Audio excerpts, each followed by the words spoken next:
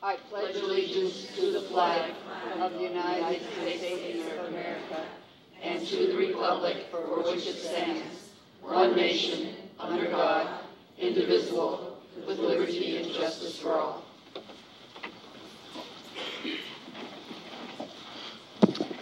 We have just returned from closed session where the board voted unanimously to non-renew a classified management contract, and also the board voted unanimously to approve a settlement regarding existing litigation, case number 2017120765, with a motion by Member Preciado, second by Member Wynn, to approve a settlement agreement between the district and certain parents, and the motion passed with 5 ayes. Next, before we approve the agenda, I've had a request that we move item 11.19, which is the textbook item, after 11.1, so that there are quite a few teachers here, and we would like them to be able to leave early. Is that all right? With that amendment, would someone make the motion? I'd like to make the motion to move 11.19 to right after 11.1. Okay. Okay. Second by Mr. Preciado. Please vote. Oh, I have to open up the voting.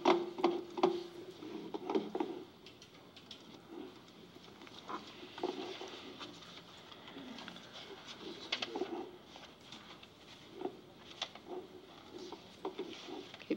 Please vote.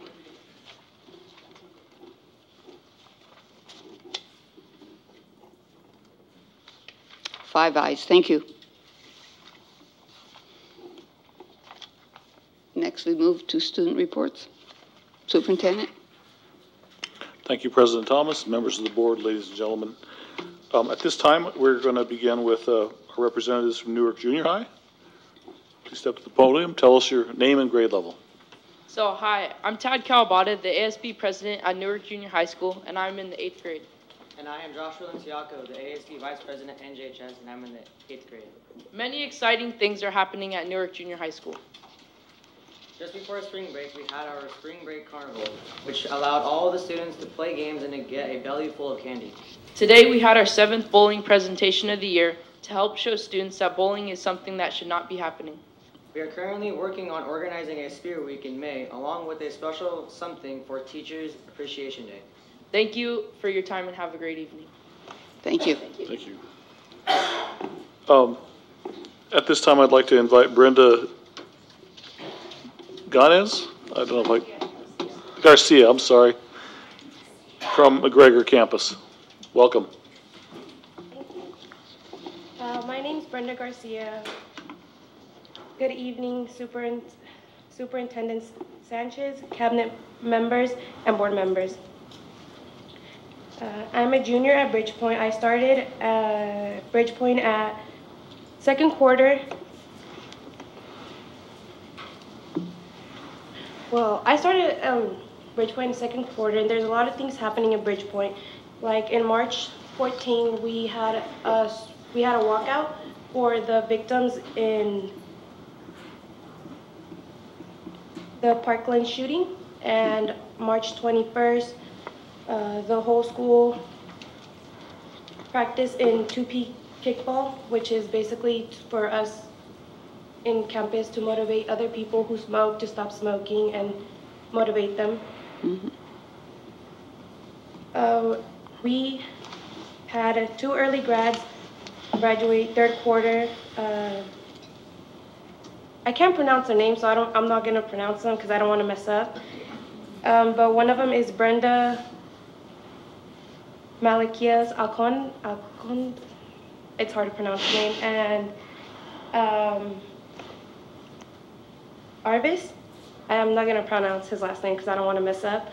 And we're welcoming many new students from Memorial High School and other students from other schools, and as well as our staff members are still talking to other family members so we can welcome more students and help grow our campus. We start testing, well, all juniors start testing in language arts and math this week. We started testing in English language arts today, and next week we'll start math for the Smart Balance test. And on April 30th, the WASP committee will come in and supervise our campus.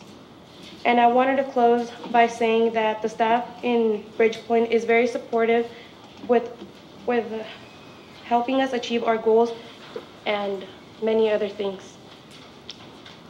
Thank you. Thank you.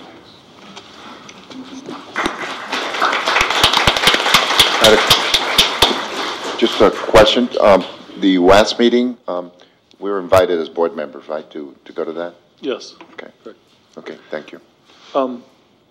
Any representative, I know Sierra's not with us right now, but is there any student representatives from Newark Memorial High School? They just went on their field trip. Okay, we'll have to catch her next round then. That concludes student report. Would you like me to move on to Please. recognitions and celebrations? At this time, I'd like to welcome Ellie Wasser to the podium. We'll be presenting tonight's school spotlight on Birchgrove Primary. Welcome, Ellie. Thank you.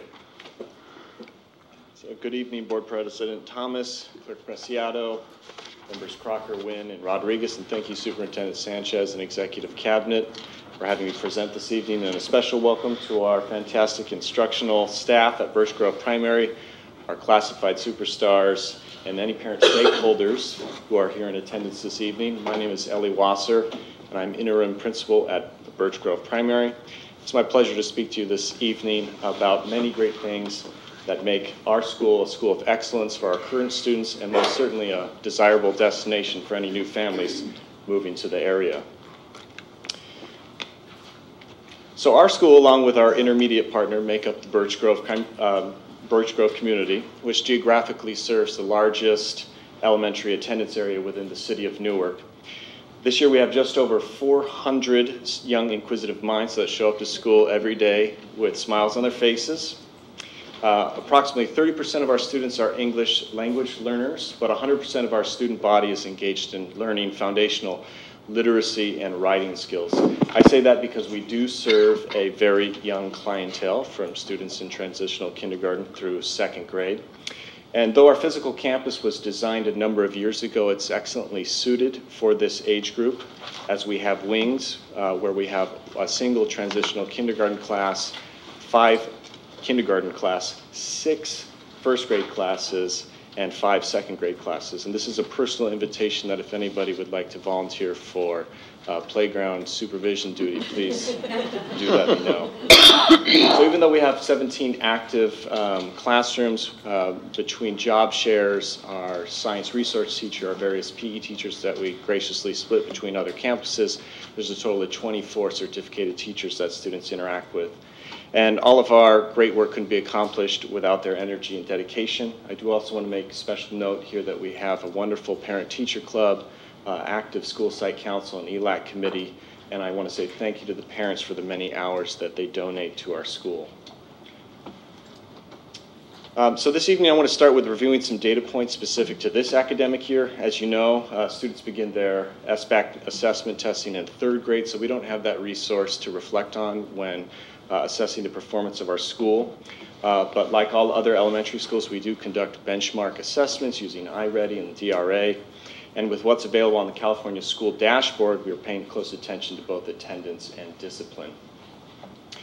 All right, so those of you who know me very well know that I'm a sucker for a good bar graph. So when examining our site's performance on district mathematics benchmark assessments, we're not only interested in their foundational proficiency, but also their growth over time. So comparatively to earlier in the school year, our students' proficiency is growing and measures above the district average during all assessment windows. Learning is not only an activity that's reserved for students on campus, and I believe that the great results are due in part to staff's reflection on the Common Core state standards for the mathematical practice. Staff has made it a goal this year to increase student talk time during math instruction, and this is very important as we develop early mathematical reasoning and communication skills in our students. Refining our English language arts balanced literacy program towards a model that focuses on readers and writers workshop, shared reading and writing, interactive writing, guided reading and phonics word study. All grade levels report that more than 50% of our students meet or are performing above grade level by the second trimester assessment window. This 50% success mark is also being achieved by our English language learner students. And I encourage you to read some of their seasonal poems on the back wall, as well as their nonfiction reports that they've created and made use of cross-curricular topics. So when I came to Birchgrove Primary from Newark Memorial, I have to be honest that I was a little bit uncertain as to what disciplinary dynamics would be best suited to support students at that grade level. After all, the problems that 16, 17, or 18-year-olds are significantly different from those in transitional kindergarten. No kidding. But it's safe to say that it is no easy task to solve an argument between two 6-year-olds that are pointing fingers at each other. That being said, we've made significant gains this year in terms of reducing negative disciplinary action. So this graph shows information from the months of August through March of both this and last school year, and I'm happy to report that school citations, conduct reports, and suspensions all show a decrease. Chronic absenteeism continues, though, to be an issue worth attention at Birchgrove Primary. I've made it a priority to bring data into conversations with parent stakeholder groups as I open up a conversation about the correlation between positive attendance and academic performance. But as you can see here in the dark blue band, we started the year with a higher chronic absentee rate than last year. And our biggest efforts to address this issue were before winter break and moving into February. And though through positive recognition and increased school-to-home communication, some patterns of negative attendance for individual students have been interrupted. Moving into next year, we need to take our learnings and bring them to scale to address what is most certainly a school-wide problem. So like my colleague Principal Catherine Ingham Waters excellently described in her spotlight presentation of last year, our school's vision statement was collaboratively created between the primary and intermediate campuses. And on the next few slides, I want to show you some current projects as well as things that we are working towards next year that make our school a safe, inspiring, and innovative learning community. So I'm very proud of the work that our site's leadership team has done in regards to positive behavior interventions and support. Our site is in planning year for implementation next year. And on this slide, I'm including a definition of discipline because it's been center stage to a lot of our conversations this year. Our site believes that, especially because of our young students, where sometimes this is their first formal experience in a social setting, that every moment needs to be met as a teachable moment. We currently have monthly Bulldog character traits that we reinforce. But our site is looking for a more frequent, more routine, more immediate method of acknowledging students when they meet our behavior expectations. And from that was born our Bulldog Buck, which you can see here, and students will be able to redeem that for both material and non-material acknowledgments. We've also partnered with the Newark Memorial High School Athletics Department to bring in student-athlete scholars to read to our students on themes of anti-bullying and maintaining a positive self-image. So starting next year around campus, we'll start to see new signage and banners describing our 3 school-wide behavior expectations of being safe, responsible, and respectful. Like other schools in the district, these expectations are taught across specific locations on campus. But for our site, we have the added challenge of making sure that our behavioral matrix is accessible to young students, students that are developing their ability to read. So we're working on visual supports so that these are good resources for all students on campus. We're also very excited to be partnering with Mr. Cliff Ingham's and master's video production class at Newark Memorial High School on the creation of video tutorials that we can show students that will showcase our very own students as model students. And if that goes to plan, we'll also be showing a sneak peek to parents at back to school night on the theme of how to use the parking lot correctly. Oh. So as a campus that inspires learning, we understand that young minds develop through various predictable changes. Prior to arriving at our campus, children are developing their sense of self, their idea that they're an individual. And we support them through their social emotional development as they expand their understanding of themselves as important in each classroom. But ultimately, we want to inspire students to feel that they can be productive members of society with 21st century skills. So we've brought many outside agencies in to help with this inspiration. This year we had the mobile dairy classroom from the Dairy Council of California visit our school with both Buttercup and Oreo. The Hitachi Corporation has granted us use of a scanning electron microscope. The Alameda County Water District inspired students on how to be storm drain rangers. And our Young Authors program inspired 75 students to have their writings bound and cataloged into the James L. Bunker Memorial Library. So I think having the word innovative in our school vision was a great choice. By definition, if you're innovative, you can't be static. You can't accept the status quo. And our teachers do an excellent job in incorporating STEAM into their instruction. We have special STEAM weeks once each trimester where students are afforded a range of activities to probe their inquisitive minds. But as you can see in these pictures here, some of the best activities completely take over the learning environment. So we're in the early stages of developing a maker's space location on campus, and I look forward to sharing information with you in the future as we move into that direction. And as a final note, I would like to extend an invitation to our open house, which is going to take place next month on May 17th. There also happens to be an art auction at that event, and so please do feel free to join us. Thank you. Thank you.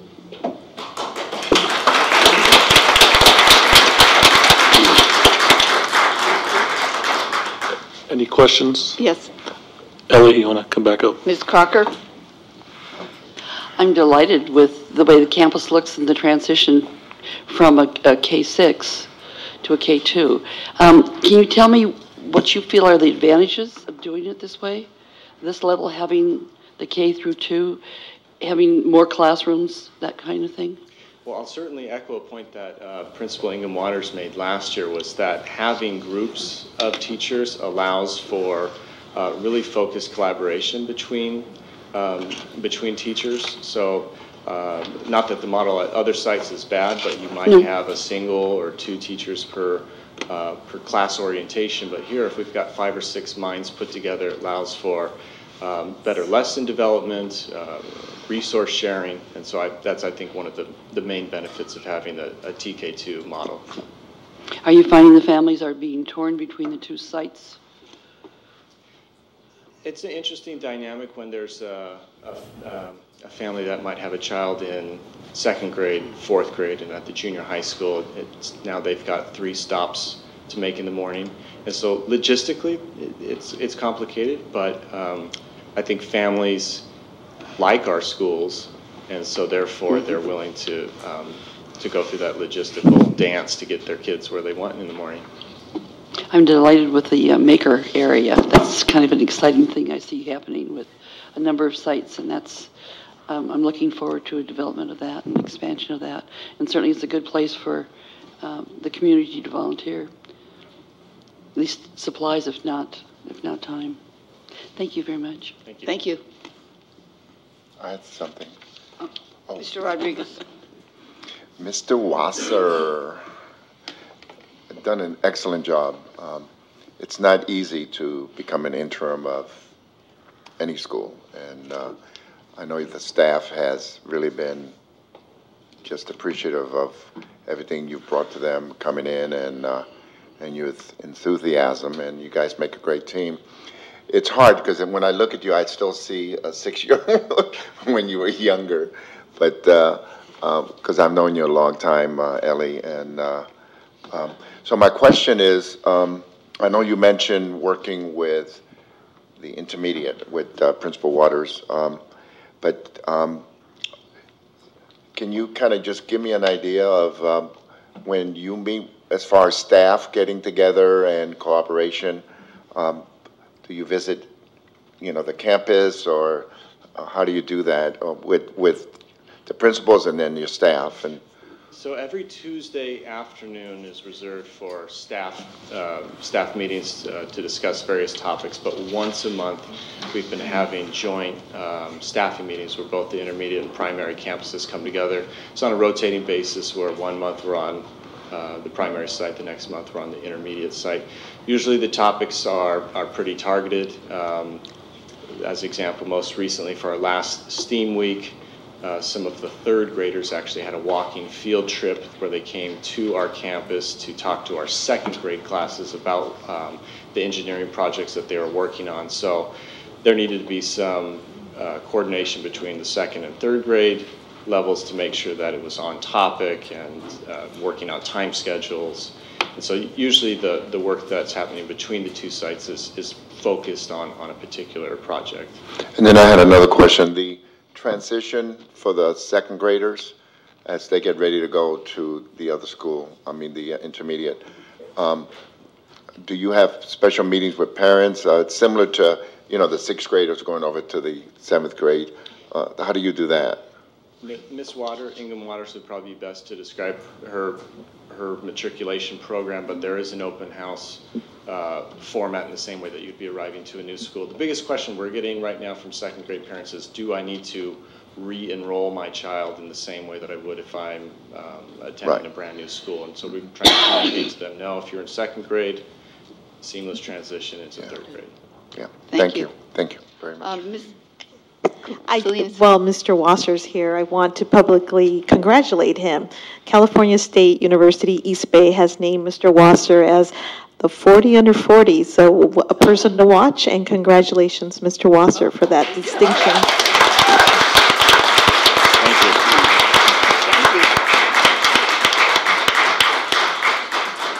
Thank you very much. Could you ask your staff and parents that are here from Birchgrove to stand so we can recognize them? I'll shake.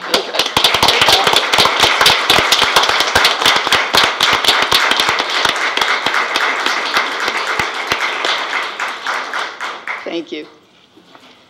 Superintendent, we move on to your report. Thank you. Thank you, President Thomas, members of the board, ladies and gentlemen. I'm going to start by talking about 4 students who've been selected as the 14th Annual African American Student Achievement and Excellence Award. These are the recipients. They will be recognized on Sunday, April 22nd at 1 p.m. at Chabot College. Shar had already sent out calendar invitations to all of you to kind of hold the time. But I'd like to read their names in the record and congratulate the following students. Zahira Anderson from Birchgrove Intermediate. We'll give her a quick round of applause. Jarrett Coleman from Graham Elementary. Sophia Rollins from Kennedy Elementary. And Nathalia Johnson Martinez from Newark Junior High. Are any of those students in the audience this evening? Okay, well, congratulations to them. I just wanted to recognize them for the record. On Sunday, April 22nd, there will be WASC meet and greet at Newark Memorial High School. Yes, I said Sunday, April 22nd, at Newark Memorial at 3 p.m. in the library. Shart has also sent out an invitation to all of you, to the board, just to keep that on your radar. On Thursday, April 26th, President Thomas and Member Crocker and myself will be meeting the Newark Junior High leadership students for another Q&A session. So we're doing another follow-up meeting, talking to kids and just listening. So I'm excited about that, and thank you both for joining me. And then, since this is our only April meeting, we wanted to make sure that we mentioned the WASC Visiting Committee with the board on Sunday, April 29th at 4:30 p.m. at Ridge Point. Again, Shara sent out that invitation.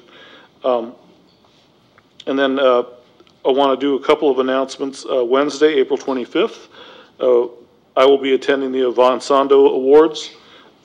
It's at 5 p.m. in the Newark Pavilion, and Shara sent that invitation out as well. It's free. Free food. I don't know if it's free. Is it? Okay. That concludes my report at this time. Thank you, Superintendent. Next, we move on to public comment on non-agenda items. Mr. Preciado, thank you. Jennifer Mitchell, please.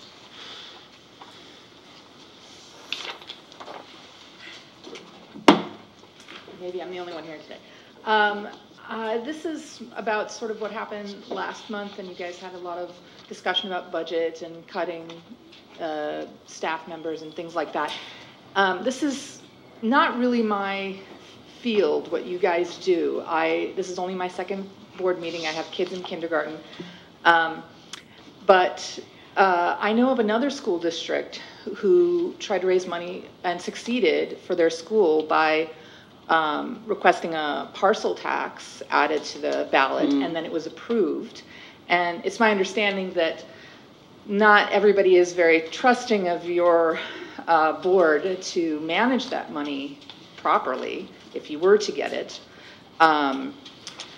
So I would also suggest a citizens oversight committee, and I'm sure you have plenty of people who you see on a weekly basis here who would probably do a really good job overseeing where the money would get spent. But my big point is that you can't just say, you know, we don't have any more money and that's that, and throw up your hands. You have to acquire, you know, do something about it, get off your hands. And, you know, if you have to fundraise, if you know, on our parts, we're, you know, calling our state legislature and we're calling our federal legislature and talking about getting more funding for public schools. But ultimately, on the local level, it's down to you guys. So I just think you guys should maybe do a little bit more to get more money instead of just saying that's it. That's all. Thank you, Jennifer.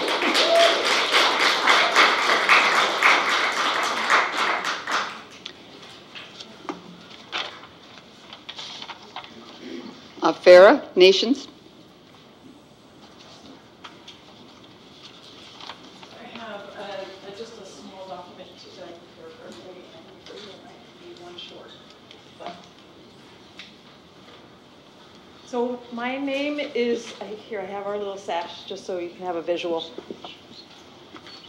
I am the instructor at the Ohlone College Connections program in Newark.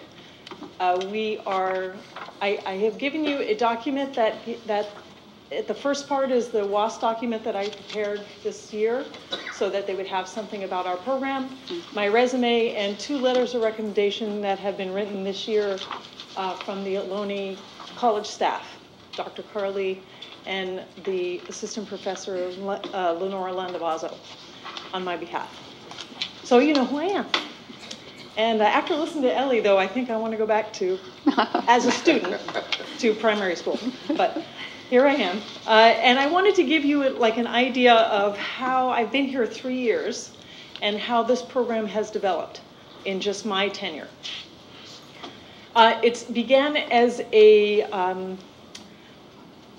smaller program that was meant to take students who were not interested in college and prepare them for a community college entry. That's how I understood it. But as I came in, when I came in, Phil Morales was very excited, and you know how he was, right? He was super entertaining. And he said, you know, you have to get people ready for college. And I'm like, perfect, that's like the best job for me ever. So that's what I did, not realizing that what was before me, okay. No, because I'm not on the campus, I'm not on the high school campus, I'm on the college campus all day. I don't get a lot of face time with my colleagues. So they don't really know, even though I come to the meetings, most of the meetings, I come to most of the meetings and we talk in the beginning of the year and the end of the year and, you know, all those big meetings, but they don't know. So I want you to know so that you can come into my classroom anytime, contact me anytime, any questions, anytime you'd like to come, you don't have to make an appointment, just come. Standing behind me are a set of students from last year, my second year of teaching, and this year. And I don't have very much time, so I'm going to let them talk. Yeah. Yeah, they would have. Go ahead. This is Cynthia. Hello, guys. How you doing tonight? I'm Cynthia. I was one of Miss Nation's past students from last year. I have recently graduated from Newark Memorial. I want to say that this program, I wouldn't have gone to college without this program, for sure. I definitely was one of those students that came into it as looking as the easy way out, as everyone would call it, the Lonely Connections, oh, the easy way out. It definitely, for me, was not the easy way out. I went in there and I struggled. With Ms. Nation's help, though, she opened my eyes to see that learning can be fun. I didn't learn that learning was fun until my senior year, right? So I want to say she took the time to show us that she cared and that she cared for us to actually pass the class. She didn't just make us sit down, read a textbook, and say, okay, you got to memorize that because you're going to have a test on it on Friday. It wasn't like that at all. Thank you. Can we ask each one of you, we want to hear from you, but because of time constraints, can we ask you to try to keep it under a minute? Yeah, totally, got you. No Okay. problem. Alrighty. So with that, I'll end. I want to say that now I wasn't a part of the class when she had the AP classes added on, but I want to say that that's a huge step forward in the Learning Connections program, because that with the AP classes being added on for the students that are in the class this year, I think it is a super huge advantage to look at a college setting and be able to handle a college setting, because I definitely would not have handled a college setting without Ms. Nations here. Well, congratulations and thank you. Thank you. Hi everyone, my name is Jasmine Lee and I'm a current student in the Learning Connections program, and I'm going to speak on behalf of myself and my peers to just say that this program has been more than beneficial for me. I was one of those kids who I didn't see it as the easy way out, but I could never really get into anything in high school. It just wasn't for me. So joining the program was like definitely a life-changing experience, I could say, for myself and also for my peers through discussions and just the class environment. Like, it's more than a class. Like, we're a family. We all come together. We're all here for each other. Ms. Nations helps us not only in our classwork with her, but she helps us with our college work. We have more than enough resources to be successful in her class, and I'm just very grateful to be able to be a part of Ms. Nations' class and be able to graduate in the Ohlone College Connections program. Thank you. The rest of my students aren't going to speak because this is going to be forever, but they came in support of this program. So this was the first year that I was able to pass all of the documents that needed for the College Board to make 2 of my 5 courses AP. My future plans are to make all of my courses AP and to get all of my students into a UC and private college. I have had students so far at accepted to Biola University, UC Berkeley, UC Santa Cruz, UC East Bay, Cal State, Northridge, Cal State, Sacramento, and numerous others. So thank you. This program has been awesome. So thank you for your support, and please come visit me. Please come visit me. All my information's on there. I think even my home address. I mean, you can come to my home address if you want, but you're more than welcome to come to my classroom anytime, and I would appreciate it if you did do. Thank you so much. Thank you. Thank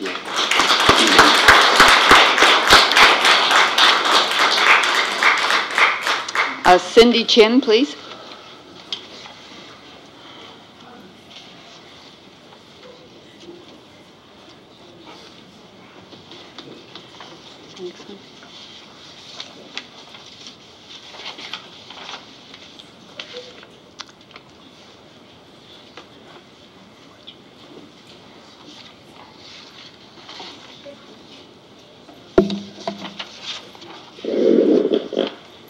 Good evening. My name is Cindy Chin, and I've been a teacher at Schilling Elementary for the last 18 years. Last week, the Schilling staff sent a letter to the board and executive leadership. Thank you, Board Member Preciado, for responding to our concerns. My colleagues, Elisa Lozada and Rafael Rodriguez, and I would like to read that letter aloud to the community. April 13th, 2018, to Newark Unified School Board and Executive Leadership. The Schilling staff is gathered to collectively affirm our commitment to the students and families of our school community. We want to express concerns about informed leadership in this period of transition, specifically limited communication and inadequate representation in decision-making that directly impacts the function of our school. Staffing is uppermost in our minds today. A school's ability to effectively serve student needs is predicated on the collaboration and teamwork of teachers. For many years, we have worked to establish an excellent staff and school culture. Through a collaborative process, we decided how we will work best together for the students of our community. We were informed of staffing dates, times, and numbers before any changes were made or directives given. This type of communication has not happened this school year. Last month, schools were informed that some teachers would need to move sites. We anticipated that through a collaborative staffing meeting, we would determine which classroom teacher would be leaving. We were stunned to learn that on the day before spring break, a non-classroom teacher received a reassignment letter. This veteran teacher has been out of the classroom to support our most needy intervention students. In past years, we have placed the teacher back into a classroom at every staffing meeting until we were assured that the funds were available for this intervention position. Our staff is searching for answers as to why one credentialed teacher has been singled out to leave over all the others, and why a site-funded position has been eliminated without school site approval. We also want to know if another FTE will be asked to move this year, or again, involuntarily reassigned without regard to process. Due to the fact that we have no permanent principal at this time, we are wondering who will make decisions at our school, at our Schilling staff meeting, when will it take place, and keep in mind our unique needs for our students. Will it be someone who understands how an elementary site functions and thrives? Without consistent leadership, we are feeling abandoned, unappreciated, and repeatedly blindsided. We, who know our students and families best, are left to ensure that the spending or reallocating of money is used in the best interest of our entire school community. Thank you. Elissa? Oh, you're Elissa. Okay. In conclusion, the intention of this letter is to clearly communicate the concerns for our schools, to our school, families, and students. We have been working so hard this year to keep our school running despite having 5 interim principals. We remain committed to Schilling students and families, and as always, are only trying to do what's best for our community. While we eagerly await our new principal, we continue to create the best possible learning environment for the students we serve. It is necessary to have a plan in place that ensures continuity and structure for our diverse population and readies our school for new leadership. We want to confirm that the decisions being made by HR for the coming 2018-19 school year reflect a well-thought-out plan and are in sync with the plans and decisions made by the Leadership Committee at Schilling Elementary. Please address our concerns and communicate the plan for the remainder of the school year. Sincerely, Schilling Elementary staff.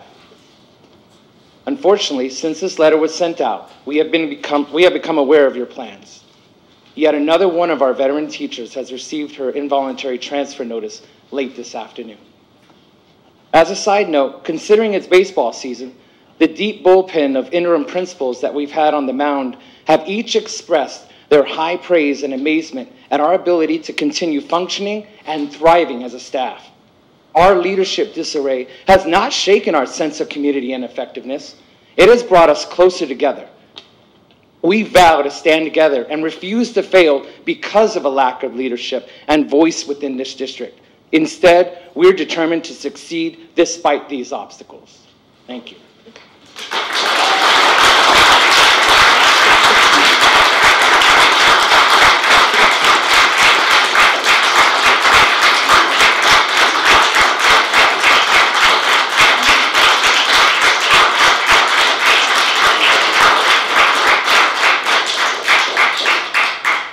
Kathy Robinson.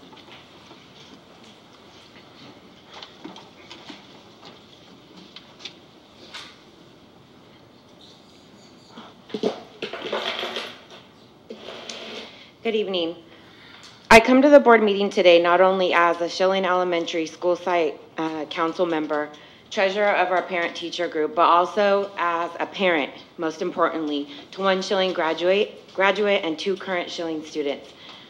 This year has been a tremendous challenge for our school, being that our principal of over 10 years resigned last summer at the last minute. Since then, we have gone through 5 interim principals. Our teachers and staff have held the school together. Through their teamwork and passion for teaching, they are the most dedicated, caring, and driven individuals that collaborate to meet the educational needs of our children. They have stuck together in the time of need despite the many challenges that they have faced with the district inconsistencies, threats of layoffs, and lack of transparency. Our school site plan has allocated site funds over the past couple of years for several positions, one being an intervention teacher, the other being a mental health rehabilitation specialist, in addition to monies allocated for professional development. The SSC felt that these 3 areas were a necessary component to continue the amount of support needed at Schilling, despite the budgetary challenges that the district faced. So we allocated the site funds to better meet the needs of the school that the district could not. Thus, the reason for having a site plan. With that said, I am appalled to say that the money allocated to professional development had to be reallocated this year because the district fails to be able to provide substitute teachers for staff development time. Additionally, the mental health rehab specialist position fell through the cracks and has not been filled. This position previously helped in reducing the number of suspensions as reported by the previous principal last year.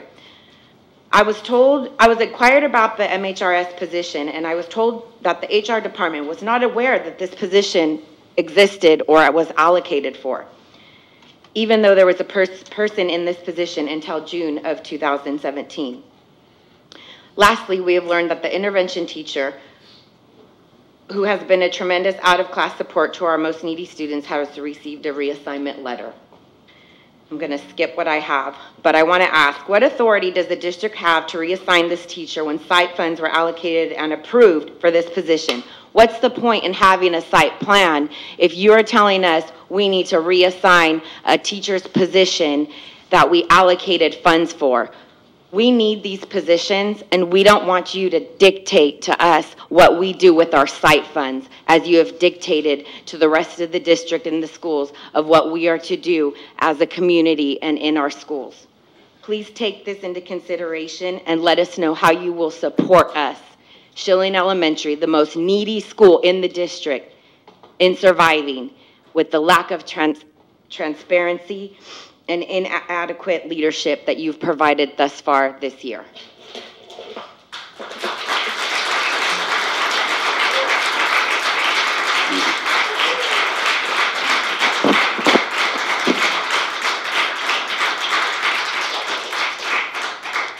Shireen Raver.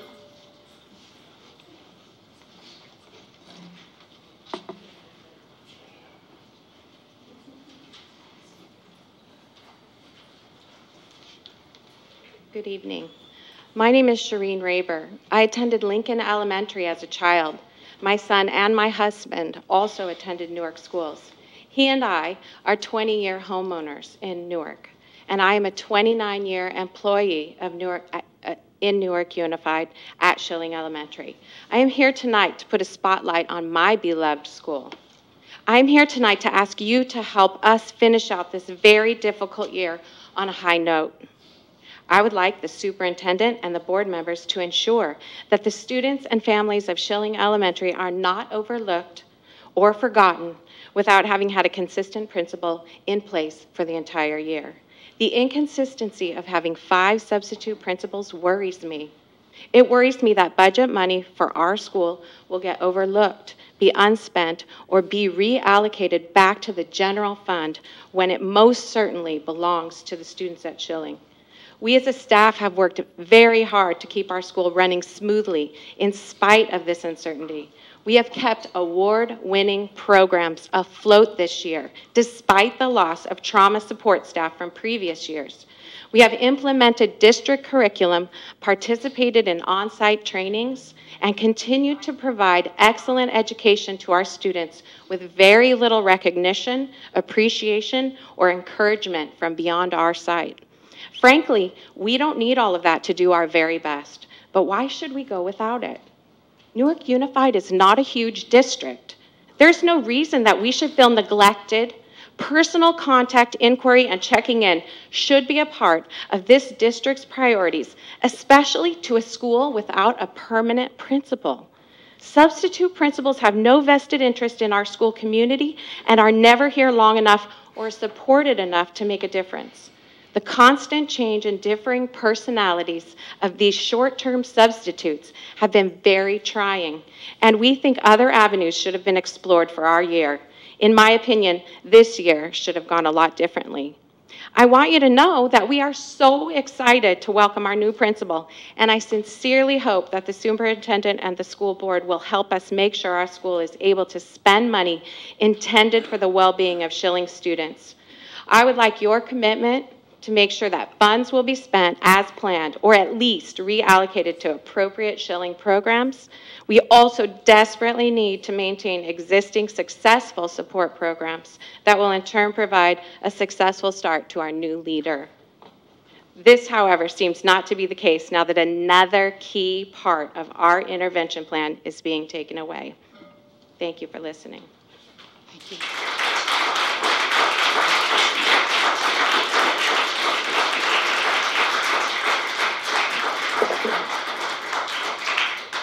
Sarah Terry.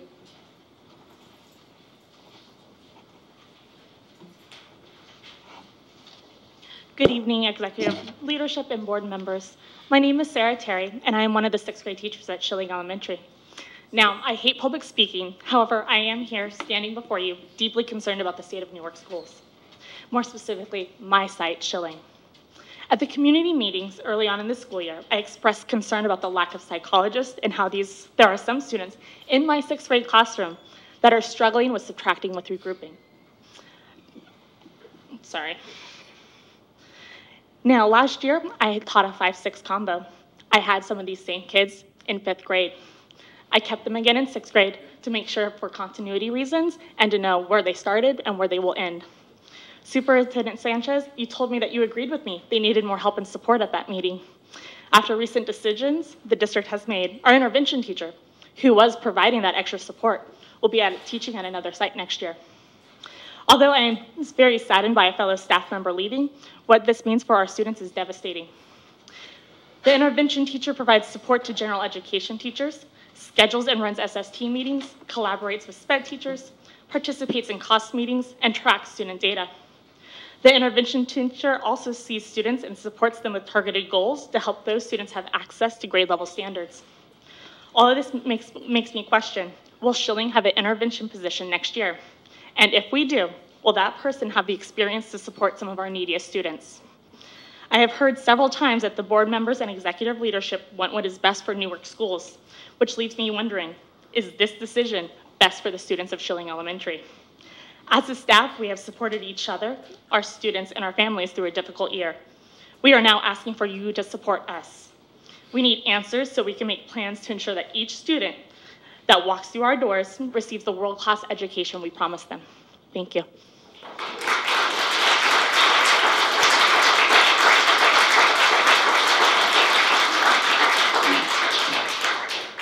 Megan McMillan, please.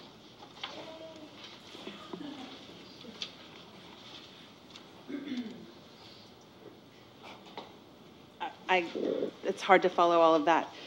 My name is Megan McMillan. I'm a teacher at Music Preschool. And this is sort of a variation on theme tonight, and I think that comes down to consistency. So I just want you to imagine, if you will, like a Twilight Zone episode, which is what a lot of this year has felt like. You have a school office manager or attendance clerk. Within the first 2 weeks of school, the attendance clerk is pulled, replaced by someone else who's never worked in an office before. The office manager and administrator do the best they can to keep that person up to speed. They kind of started clicking along, and then for some reason, that person's pulled.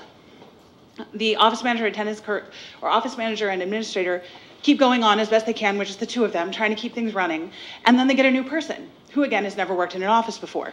Okay, well, they try to get that person up to speed. Well, now they're gonna pull the office clerk, the veteran, and they're gonna put in someone new. The attendance clerk, who kind of knows the job now, is gonna try to show that person what they know. Then eventually they're both gonna get pulled. The original office clerk is gonna come back. You're gonna kind of stumble along like that. If this is building anxiety for you, this is most of our special education classrooms this year. in terms of staffing. So consistency is defined as conformity in the application of something, typically that is for the sake of logic, accuracy, and fairness. And to put it bluntly, inconsistency has been the order of the operation for this year. Frequent refrain at the preschool has been that these changes to staffing are due to numbers. Our staff and our students are far more than numbers. We've tried to explain that again and again. Despite the inconsistency, students have made progress. Toilet training, first words, first friendships. But I'll always wonder how much more progress and how much faster it could have been made if there had been consistency in the adults providing the instruction. Actually, I won't really have to wonder about it because for the past 12 years, I've seen what adequate, consistent staffing can do for these students. And I know that this is going to sound like a squeaky wheel, and I will continue to be a squeaky wheel. I'm not going to be quiet about this. I'm not going to stop fighting for staffing. That goes beyond numbers because our students deserve better. The staff that serve them deserve better. They are not game pieces. The other day, someone compared them to chess pieces, and I thought, no, it's not like chess. Chess, there's a game plan. There seems to be a pattern. There's an outcome. This is more like checkers, where it's opportunistic, and you just kind of jump where you can. And, you know, really listen to the people that are in the classroom. We're exhausting ourselves trying to explain and re-explain why these things are necessary. Come, I think that's the common refrain too, come, spend a day, spend an hour, see what we need. And then, you know, have a conversation about keeping things consistent. Thank you.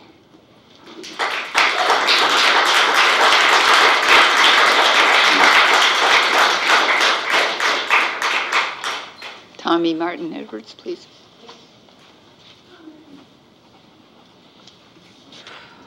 Hi, everyone.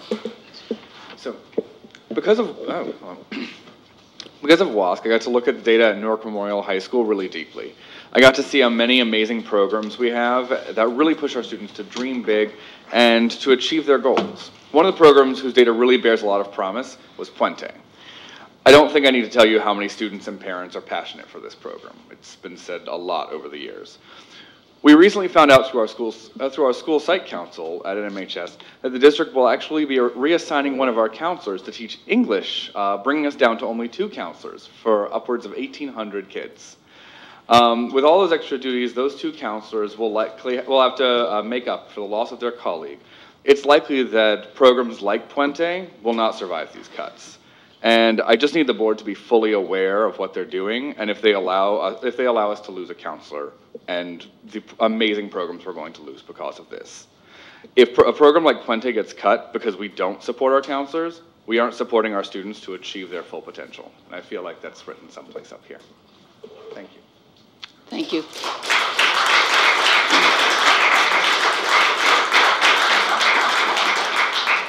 Paula Lewis.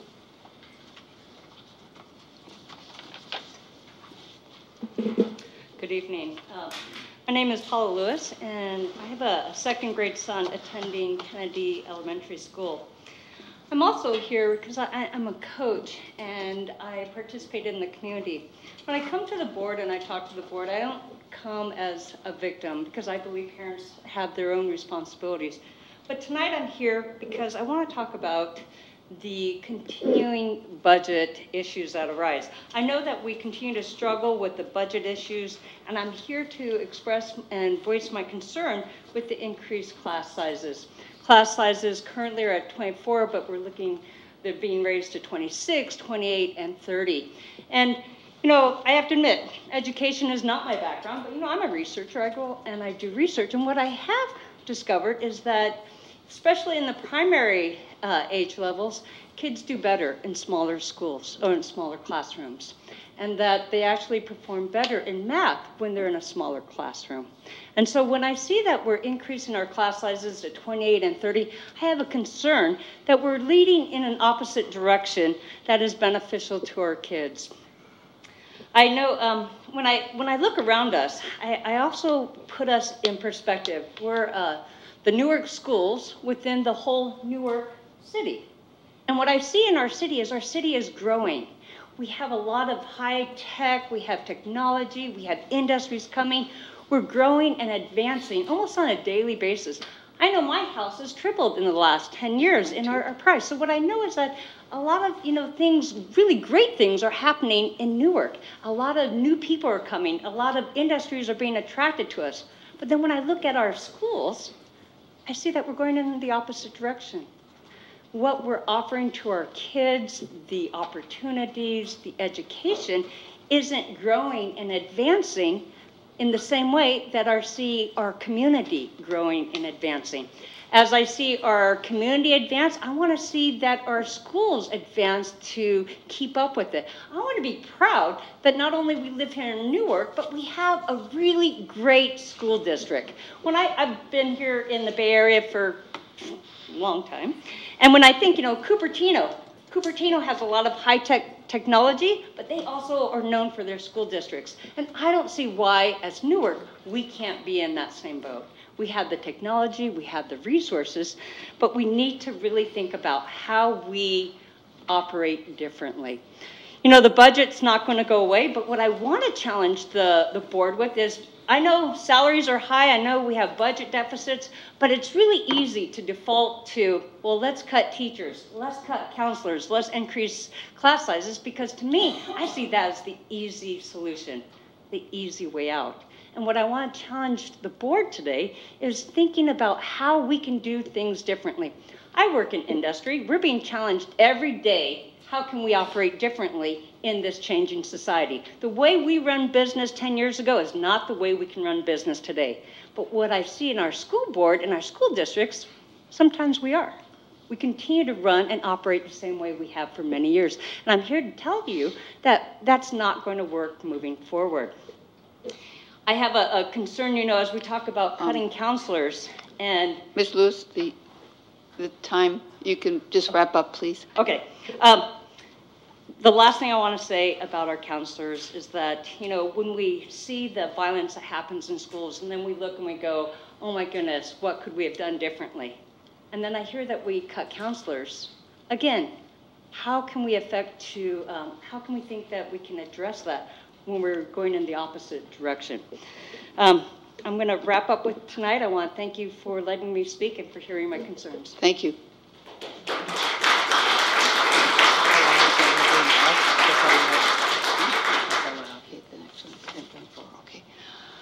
Next, we move on to old business. The first item under old business is Board Policy and Administrative Regulation 5123, Promotion, Acceleration, Retention.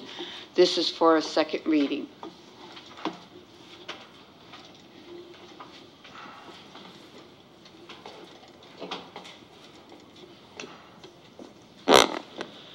It's not coming up for me.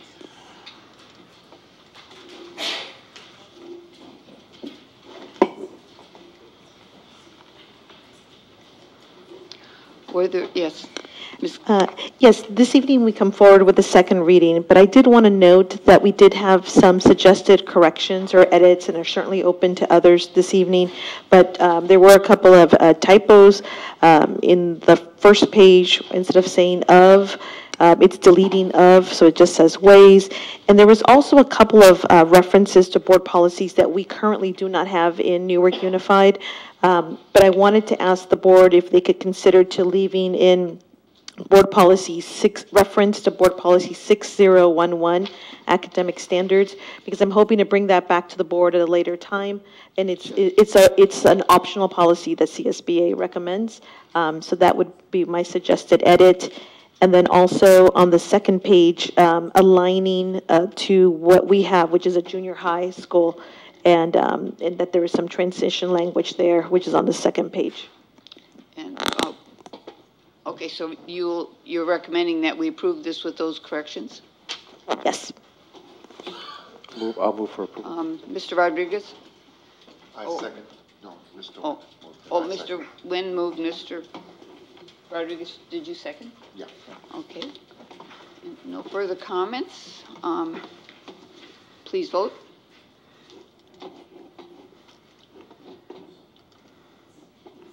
Five ayes. Thank you.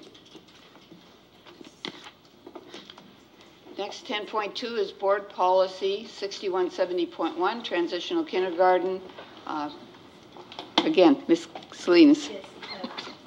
This evening, we come forward with the second reading of this policy, transitional kindergarten, to align with what we should have in place. I do want to have a suggested edit that we do, although we do not have board policy 6011, academic standards, which is an optional policy, that we continue to also keep the language here, and that we will bring that forward at a different time. But we also will delete reference to board policy 5148.3, which is a reference to early childhood, and we do not have that board policy. Okay. Thank you very much. Mr. Rodriguez moves to approve. I'll second. Mr. Nguyen seconds. Please vote.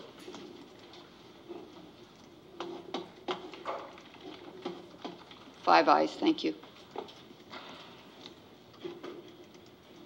School request, Lincoln Elementary.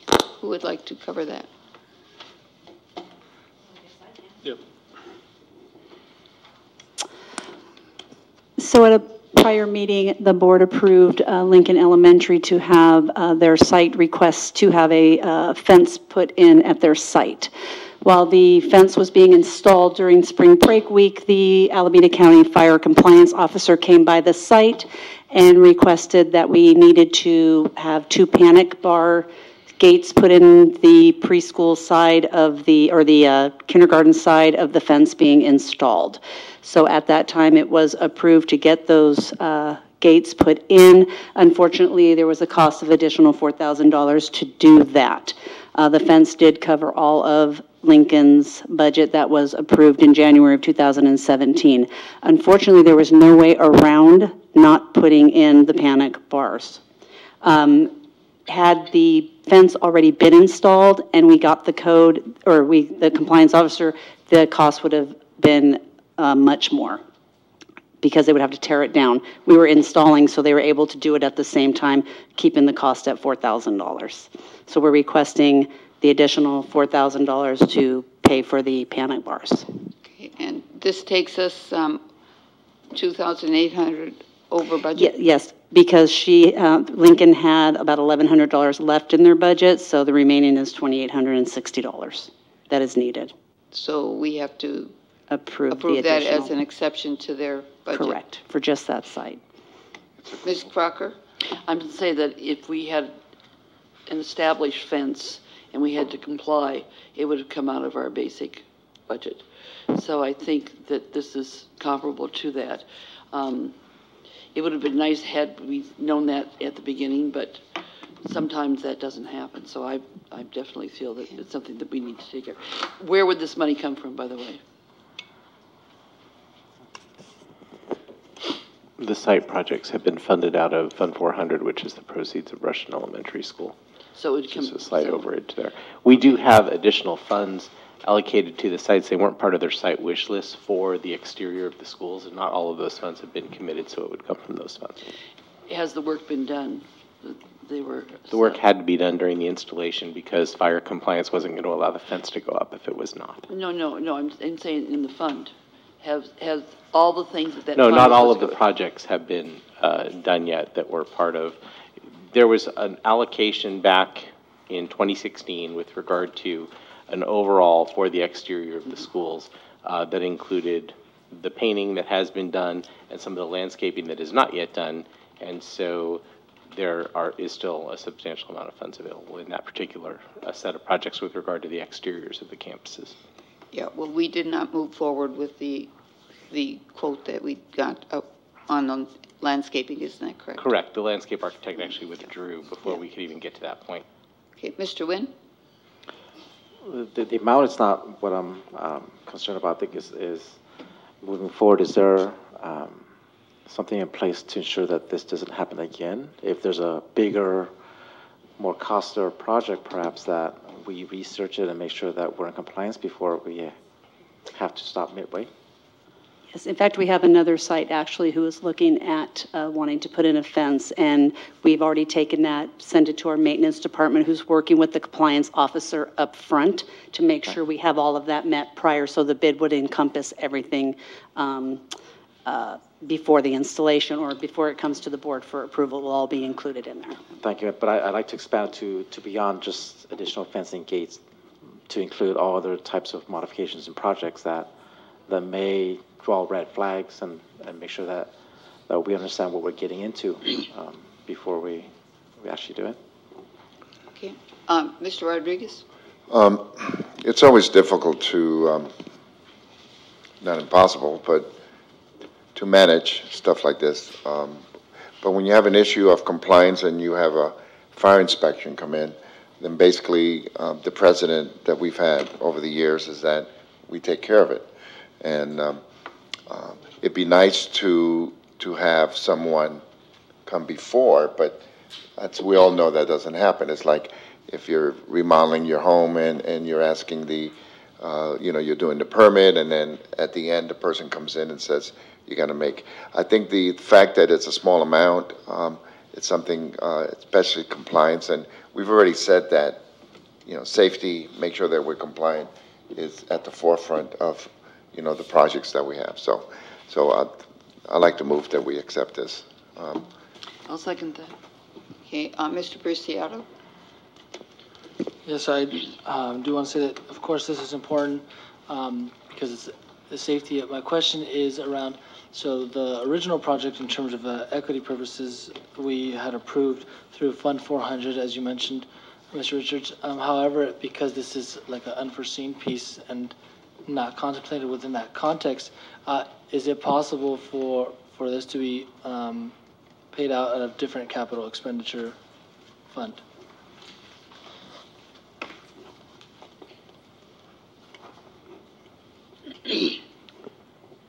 It is possible. It would be difficult to say that we would be able to use the Capital Facilities Fund because the fence isn't directly related to any type of growth of program or growth on that campus. So that would only leave potentially funds out of Measure G as opposed to using the funds in Fund 40. Given that the rest of the project is already in Fund 40, it's the will of the board with regard to those two funding sources, but either of those can be used for capital purposes. Okay, and I only asked just thinking about in terms of, again, for equity purposes, or I know this is, it's not going to happen again, or the hope is that it doesn't happen again. I guess the scary part is that, so what happens if another project goes over for something else? Well, there is always that risk of a possibility when a site elects a project that is very, very close to their entire allocation, or when any project is very, very close to its allocation amount. We could potentially ask the sites to limit their potential spending to roughly 91% of whatever their allocation is, so they have room for a 10% increment. In this case, it's rather an unusual situation.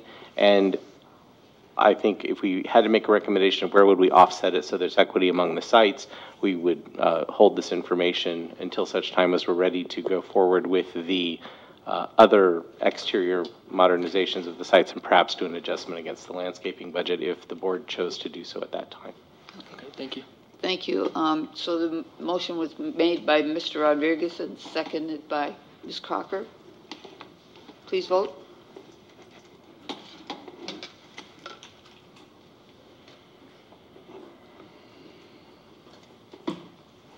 5 ayes, thank you.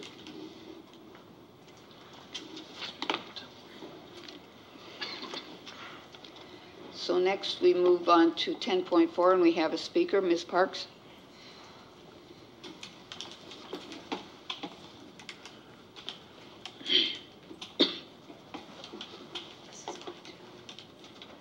I'm assuming that it's a typo. It says that Measure G money is being utilized for this, and I'm assuming that, again, it's supposed to be for Fund 40, and I'm assuming that that's a typo. I appreciate it if you make the correction. You make a vote. That's correct, isn't it, Mr.? It is correct. Okay. It is Fund 40. Okay, so when you make the motion, or whoever makes the motion, would you please specify that it comes out of Fund 40? Mr. Nguyen? No, that was on the previous item, so. Also move. Mr. Preciado makes a motion. Second. by Mr. Rodriguez. I have a question. Question? From my reading, this will not come from any fund. The funds are site generated, and so it's there within their discretion to use the funds that they have. Correct. Principal CERT took it to the school site council, and they are using their site funds and parent communication, and the minutes are attached where the parents approve. Thank you very much. Thank Before we, excuse me, I'm sorry. Before we vote, we have to say that it's Fund 40. Yes. That's the motion, right? Yeah. Okay, you did that. Thank you. Okay. And hopefully the lesson we learned about 5 minutes ago was that this will not trigger any further action or non-compliance by installing this marquee? No DSA issues, no...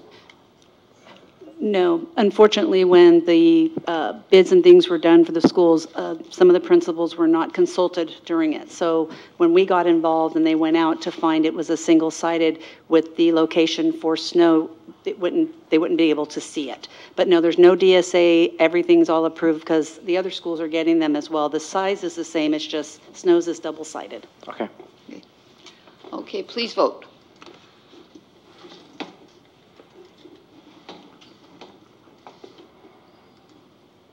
Five ayes. Thank you. We have 8:30. We're close to 8:30. We've already done that. We already did. Okay, good. The next one's 11. Okay. Okay, under new business, we have quite a few items. 11.1, release of temporary special term retirees and long-term guest teachers. Yours first. We're moving. May I have a motion? I move to approve. Mr. Nguyen motions to approve. I'll second. Ms. Crocker seconds. Please vote.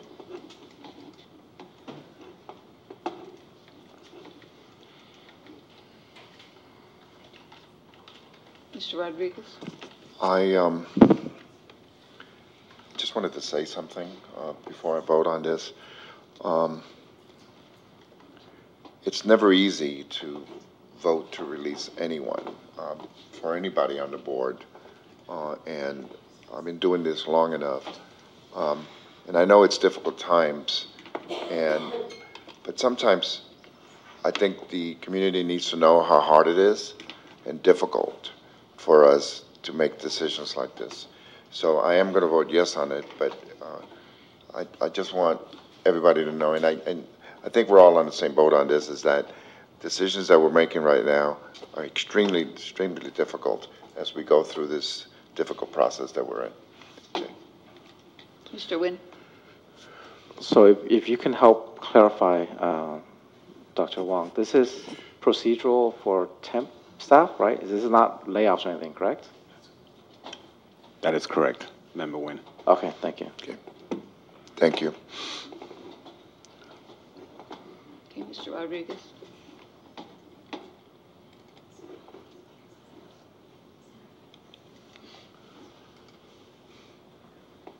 Five ayes. Thank you.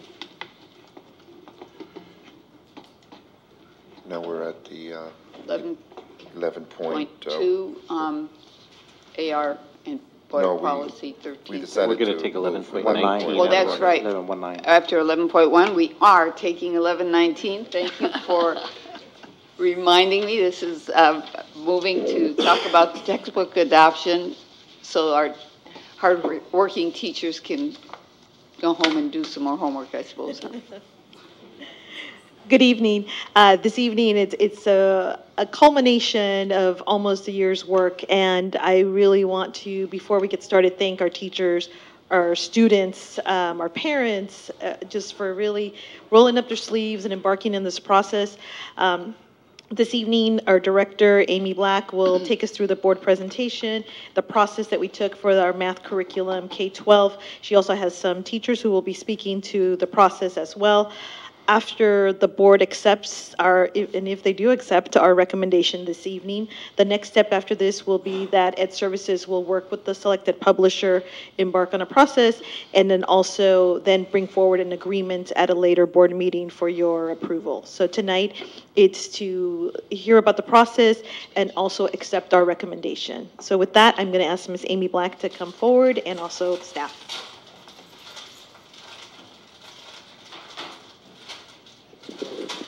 Good evening. President Thomas, board members, Superintendent Sanchez, Executive Cabinet. Thank you so much for giving us an opportunity to speak to you tonight about our exciting process and recommendation. We're going to shift the tone of the evening right now and talk about how fabulous our teachers are and our committee work that we did. I have with me two of our committee members that I want to introduce, and they're going to also speak in the presentation.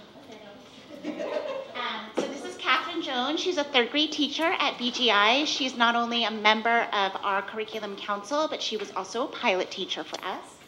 And then this should be a familiar face, right? Jolynn Hankey. She's our math department chair at Newark Memorial High School, and she was instrumental in getting her team organized and fully participatory in this process. So it's been a really exciting journey for us this year. So I wanted to make sure that I highlight them. And she was also a pilot teacher as well as a member of Curriculum Council. So I'm just going to take you through a little bit. So I'll start the presentation. So obviously this presentation is a culmination of the work, the collaboration of educational services, as well as our curriculum council members and our math pilot teachers. So I wanted to share just a little bit of kind of why math and why are we going on this journey. So our purpose, why are new math programs needed in kindergarten through 12th grade at Newark? So here's our current reality, and this is not news to you. I've shared this with you throughout several data conversations that we've had throughout this year. So our current reality for our most current SBAC tests is that district-wide, 30% of our students met or exceeded standards in mathematics in the spring of 2017. So that tells us over 60% of our students are not meeting standard in math. So that's something that we needed to take a really close look at this year, and that's the work that we've been doing with SVMI, working with our principals through PLCs, looking at mathematical practices. And Ellie, that was a great transition about talking about the mathematical practice work that the BGP staff has been working on, and that's definitely evident through all of our school sites, so we've been doing a lot of work on that. Other reality is that we have outdated textbook adoption, and inconsistent implementation of our current resources, as well as lack of coherence in math instruction and student learning. We have different programs that are being selected and used. Even though they may be fantastic programs in isolation, it's very difficult to see growth and consistency of our students, and then you see that there's gaps in their learning. So we believe that going in this process that we really needed to ground our process in research and what our beliefs are and what our ultimate goals are. So obviously what we know in research and for college and career readiness that we need to have strong math students. So mastery in mathematics is essential in their academic success and in college and career. They learn best when they're exploring in a rich learning environment that's interactive. They also learn best from direct, explicit instruction with guided practice that's followed by independent practice. So these are all things that we know, we talk about in our professional development, not only in mathematics, but throughout all content areas. We know that students need to internalize what good problem solvers do and apply them, and that our best teaching work takes students from where they currently are and lifts them to their fullest potential or the next level or to standard, depending on where they are. So things that our committee talked about when we entered this process together at the beginning of the year is obviously we need a program that aligns with Common Core standards. That's a top priority for us. We also looked at, we wanted to see multi-layers of differentiated instruction that's going to meet and support the needs of our learners in our math classes, that it incorporates mathematical practices. We've done so much work around that and how critical those standards are for students' understanding and problem solving. It needs to be rigorous. And there needs to be modeling and reasoning that's consistent in the program. And that we see a consistency of standards and strategies being built upon year after year. So we were looking for those things when we were looking at publishers and going through the pilot process. Okay, so I'm gonna bring my, my fabulous teachers up here to talk a little bit about the process. They're gonna share their personal experience as well as our experience as a committee. Sure, I'm gonna speak about the process at the high school. I'm not real familiar with what they did at the elementary. At the high school, you want to take them a little bit through the timeline? Oh, sure. We had our first meeting in October just as a council and we had a calendar laid out. We had a game plan of how we would approach it. And then we were able to go back I went back and prepared a group of teachers who would be present during the publishers' presentations. We had 6 teachers from the high school, 1 from Birchgrove and 1 from the junior high. And of those teachers, we had a representation. Each course from Algebra 1 to Calculus and Statistics had a teacher present at the presentation. We also had a resource teacher present. And so I think we had, at the high school, we had 5 publishers present. Am I doing good, or should I stop and go back? Okay. I don't want to jump ahead. Toggle back and forth. Okay. So, and we had 5 publishers. We were given a rubric, and you don't have to go to that yet, but I wanted to talk about that because that was really helpful in collecting our thoughts as presenters, as the publishers presented, and we were able to collect our thoughts on that. And one thing we did, which was really beneficial, is after each publisher presented, we ranked them. So we were able to kind of collect our thoughts each time a publisher presented. So at the end, we were pretty clear on kind of where we were heading and what we were wanting out of it. Did you? Yeah. So I actually was there representing K-5 as my 3rd grade position. But I also participated in the middle school or 6-8 programs and going and watching those publishers because I have just spent 8 years teaching 6th grade. And that continuity between elementary and junior high has been something that has been deep in my heart for those years. And so I sat in on both of those publishers' presentations so that I could get the full kind of K-8 perspective. So let me just take you a little bit back too. So that was kind of the beginning of our work in the year of just identifying the publishers, and you might be asking, where did you get that list? Right? So the list is actually taken from, not only are the California adopted, we took a look at the adopted textbook list. We also had California, so from our county partners, we worked very closely with Alameda County, and they had a California list of all the currently adopted math programs or recently adopted. Surprisingly, we were one of the last districts, but actually that was a benefit, I think, in our case, because we were able to learn from the experiences of our colleagues in other districts in Alameda County and how they went through their pilot process and what their current experience is with the publishers or the curriculum that they selected. So we looked at the California adopted, we looked at EDU reports, which is an independent educational services reporting on, they review curriculum, as well as looking at our colleagues in Alameda County and their successes. So I wanted to show you what our committee selected. Oh, so this was I mentioned, I know that Jolynn mentioned the rubric. So we used a very concise rubric throughout the entire process. We started with when we identified the publishers that we wanted to use, and then we asked our pilot teachers to use the rubric with the publishers that they were piloting in their classroom. I asked them to select 2 publishers, and we went through a pilot process beginning at the end of January after they actually received either half-day or full-day trainings from the publishers so that they understood all the components and how to utilize the program in their classrooms. And they utilized the 2 programs from the end of January to about the middle of March. Oops.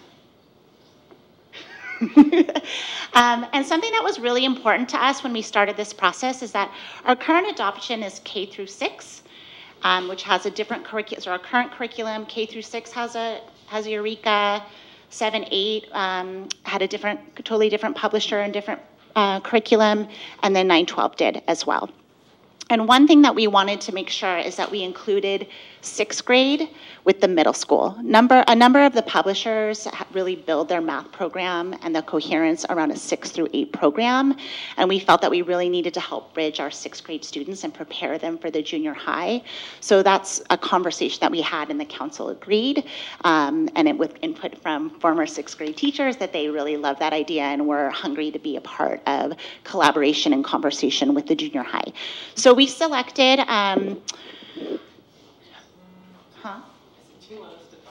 Oh, yeah, you guys are supposed to She just keeps okay, bringing sorry, right go ahead. Okay. So we continued with the process. Could you and, come to as the we- microphone so that the Oh, folks sorry. at home I speak can hear really you? loud, so I tend to shy away from Yeah. microphones. The process that we used was that we did look at the rubrics. We did decide as a curriculum council, assessment council, that we would choose 2 to pilot, and then went through that pilot process. And the ones that we looked at, go back to that other one. The ones that we looked at were, we looked at one program that went all the way through K-12, the big ideas, and then the others were 3 that we chose that we felt could also meet the needs of our students in Newark. And the pilot teachers were then given the opportunity for the first time, and I've been part of the pilot process since 1990 in math. And this is the first time we've ever had the pilot teachers actually pilot both programs to give ourselves a different kind of perspective. And I found, as one of the pilot teachers, that was really beneficial, and I know Joe can talk about that as well from the high school standpoint. Yeah, we split, we had a pilot window, and we split the time between Pearson's and Vision and Big Ideas, and it was piloted among all, well, the big three, the Algebra 1, Geometry, and Algebra 2, all piloted the text together.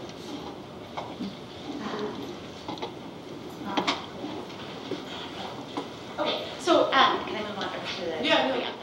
So just briefly, so then we had the pilot window close March 16th, and then we surveyed all the parents that were participating in the pilot classes. So surveys went out to every pilot teacher that sent them home, either online or in paper. We also had them available in both English and Spanish in order to reach as many parents as possible. And as parent surveys go, we try to just hope that we get a few back. And then we also offered a public viewing, and we advertised that at the schools so that was available, and thankfully it was also during a board meeting night, so that was available for people that come, on a Tuesday anyways. It was on display outside in the hallway for them to see, or the public to be able to see all the publishers that we were looking at, and also provide feedback. There's feedback forms. We did look at all the forms. I know that's always a concern for a parent, which I understand, and we really do value parent input and think that it's really important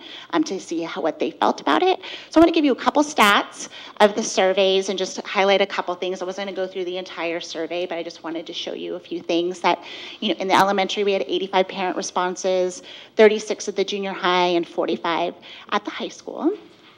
Just to highlight a few things, so then I gave you just a stem of what the survey would say. The lessons provide a clear path for learning. Some of the elementary parents, you could see, is very close. Their feedback that they strongly agreed or they agreed for math expressions and both big ideas, as well as lessons are structured to allow my child to work independently. So it showed the committee that parents are really hungry for a program that they can really connect to and understand and participate in, especially with the significant shift in the standards and understanding the new way that we're teaching mathematics. Just to highlight a couple of secondary responses around aligning lessons and easy to work with, and that just gives you a little bit of a snapshot of just some of the things that parents said. And then I was going to talk about, well, I'll go to that other part, what teachers say, but go ahead, you talk about the rest of So we met after the pilot process and sat down and really talked about looking at the rubrics and talking about the programs. And then each one of the groups met. So we met as a K-12 group, which was really beneficial. We had the K-5 teachers vote between what they would recommend. The 9-12, the high school voted, and then the junior high kind of waited to see what was happening with elementary and junior high, or in high school. And in reality, it was actually a really good decision because it did give us a chance to kind of go into further discussion. High school was hands down for big ideas. The elementary was kind of split between the two programs for different reasons, which we then It was literally a tie, so we went back, we discussed even more what the pros and cons were, heard the concerns that were really coming from K-1 teachers in particular, and then did a revote, and at that time the junior high voted as well. And it became unanimous that we as a committee would like to recommend that Big Ideas be our new program, which is K-12. And in my experience of 29 years in the district, we have never had a consistent program. And it kind of gives me actually literally goosebumps to stand up here and say, we want something that really goes K-12, that provides that continuity to our students as they move from one branch of school, for lack of a better term, but from one school to the next, so that they do have that opportunity to have that consistency. Let me just talk to you a little bit about Big Ideas. So what is it?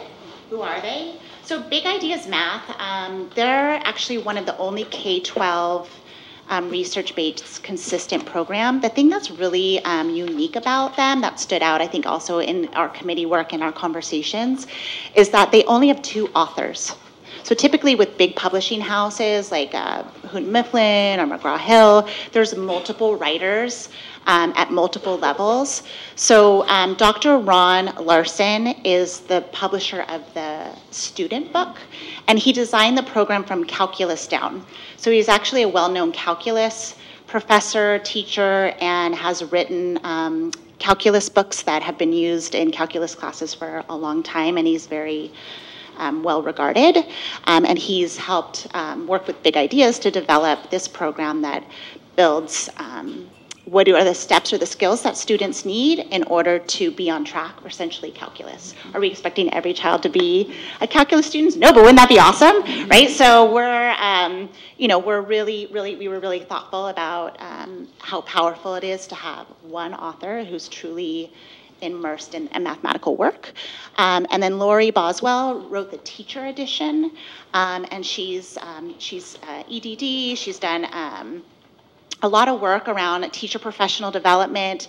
And one thing that came out through our committee work is that there's a section called Lori's Notes in the teacher manual on the side, where she actually will discuss common errors that students make within that particular lesson or skill that they're trying to introduce in mathematics, kind of like a heads up for teachers, like you're gonna see kids make this kind of mistake when they're trying this skill, and these are the things that you can do to support them. So there's a level of differentiation that's embedded for teachers, and it's quick and easy and helps kind of get them grounded in the work and ready for teaching. The thing that was also really impressive about Big Ideas is that even though they sit in National Geographic's Cengage publishing house, they're actually their own math company, and that's all they do. They don't write any other curriculum. They're a small math company on the East Coast, and they are completely immersed in making sure that we're successful in teaching students math. And I know that Jolene's going to talk a little bit about their customer service and their experience with that and support when they were trying the pilot. And the other thing too is just like, it's just great math. It's aligned not only to Common Core, but the way that they built that program is looking at the National Teachers of Mathematics, the National Council, College Board, ACT. So there's a number of organizations that stand behind, and they also looked at their research of what would be a good math program that would support students. So those are just a couple highlights. And I'll share more in the fall about really digging in if we move forward and you approve our recommendation of really diving into that program and talking about what it will look like, what it does to support our parents and our students. I think we're going to, what do parents say? That was just a couple highlights. I just pulled out some of the comments from the surveys on Big Ideas, what parents said about it. I'm not going to read all of them, but just that they felt that it was easy to navigate, it support their student with homework. We always hear from parents like, I don't get this homework, I don't understand the lesson, and they're super frustrated with the math. The thing that's really nice about I'm not sure about the secondary, you'll have to talk a little bit about that, but with the new elementary program, they actually have QR codes that are on each of the practice pages, so parents can just scan the QR code and the lesson whether it's a video or strategy or what they're teaching, like what they're working on that page is there to help support students and teachers at home. There's also online tutoring support through their technology. They have it's called an interactive or dynamic classroom. So there's games and support, but just even that mobile aspects. I know not all families have access to computers. However, I would say most of them have some sort of device. So really making it accessible to our families to be able to support their students. So here's some of the things that the teacher said. Okay. Well, yeah, you can read them, and she talked a lot about it. But just in talking with the parents of my students, they liked how they could really actually follow the lesson and that it did make sense to them, which is great. And I'll never forget when I gave them the Big Ideas book, and it was this huge monster book. It was this, I mean, it was heavy. Big book. And the kids opened it up and they're like, oh, this is so fun and colorful. And they were excited about math. And with Eureka, with it being black and white and on newsprint, I mean, it was really hard as a teacher to get excited about it and then try to get your students excited about it. But having the color and being able to see that just made my third graders so much more interested in really getting into the math and talking about it. And as the problems would change and get more into conversational type math problems as the lesson goes through, they loved that. It's like, oh, we get to talk about this. And so I think it was just really exciting for the students to watch the students, and then the parents were really happy because they actually could follow it too, and that made them feel good, which is great. Yeah. Sure. Oh, okay. Teachers found the text to be much nicer to read, easier to navigate. Some of the other publishers we looked at were very colorful, but they were so colorful that students could get lost. With Big Ideas, it was pretty focused, and students could go straight to where things were important. For personally, when I look at the book, the thing that I liked most is in each section, traditionally what you do, most textbooks is for each section you spend a day in a section. But their pacing is such that they give you 2 days for each section, so you have a little more time for each section to really get into the topic of the section and learn. And the sections are really sort of divided up into, they start off with something they call an exploration, and it's very student-centered, and it gets students' thoughts, and it prepares a groundwork, and all this happens before you ever talk about an example or a formula, just developing their thinking, so when they get to the lesson part, they're ready, and they have the scaffold there to fill in. So that part is really good, and I didn't see that in the other publishers. The online stuff is awesome. One thing you can do at the high school, and I don't know about the others, is you can assign online homework where students' work is graded. I don't know if you're familiar, similar to the Khan's Academy, and you can either assign a homework for an entire class, or you can give a single student an assignment, which allows us a lot of flexibility, which is good, because sometimes our classes are diverse and it's nice to have the ability to assign different homeworks for different students. The fact that you set it up so that students have multiple opportunities to get the right answer, and get immediate feedback if they get the wrong answer, and there are hints, and there's also tutorials, so if they're really not getting the problem, they can go to a tutorial and then come back and try to attack the problem again. There's also a worked out examples, then they can see how they should be doing it and go back and do their problem. The customer service was amazing. I didn't have this experience, but one of the teachers needed to add a student, and instead of having to go to the publisher, they were able to add the student themselves very easily through the computer program. And then he had a question about something, he called, they came right back with answers. Actually, a couple of our teachers used their customer service, and they were really amazing. The one thing I wanted to say, like both our calculus and math analysis books have been using Ron Larson for years, and we were really, really fond of his approach and how things are done, and we were really pleased to be able to use him as an author for algebra and geometry and algebra 2. Yeah. Thank you. Okay, so before I do my little conclusion, I wanted to make sure that I give a shout out. These are all the wonderful teachers and administrators that supported our process and coming together. We had curriculum council members that served as pilot teachers, but not all of them did. We also had teachers that were willing and very happy to participate in the pilot process. I think more teachers would have loved to even participate. I think that's just a testament to Newark teachers and their commitment and dedication to our students and the work that they do each and every day. And we really couldn't have been standing in front of you today and making this recommendation without all their hard work and effort. So I just wanted to make sure that I highlight all the people that were involved. And then we're really going to be working on Watch Us Rise. So we are excited about our recommendation and are anxious to hear from you, and I'm happy to answer any questions or concerns that you might have. So, Ms. Crocker? I'm delighted with the process. I think the process is marvelous, going K through 12. That's what we need to do with all of our strands, our areas. And to start with math, which has been a problem in terms of transition times, from 6 to 7, and the algebra piece going there, I think it's marvelous. The fact that you have got consistency in form, kids don't get put off by having a different kind of approach. And so I think this is a really positive thing. And I'm so delighted to see people excited about math. This doesn't often happen in K through 6.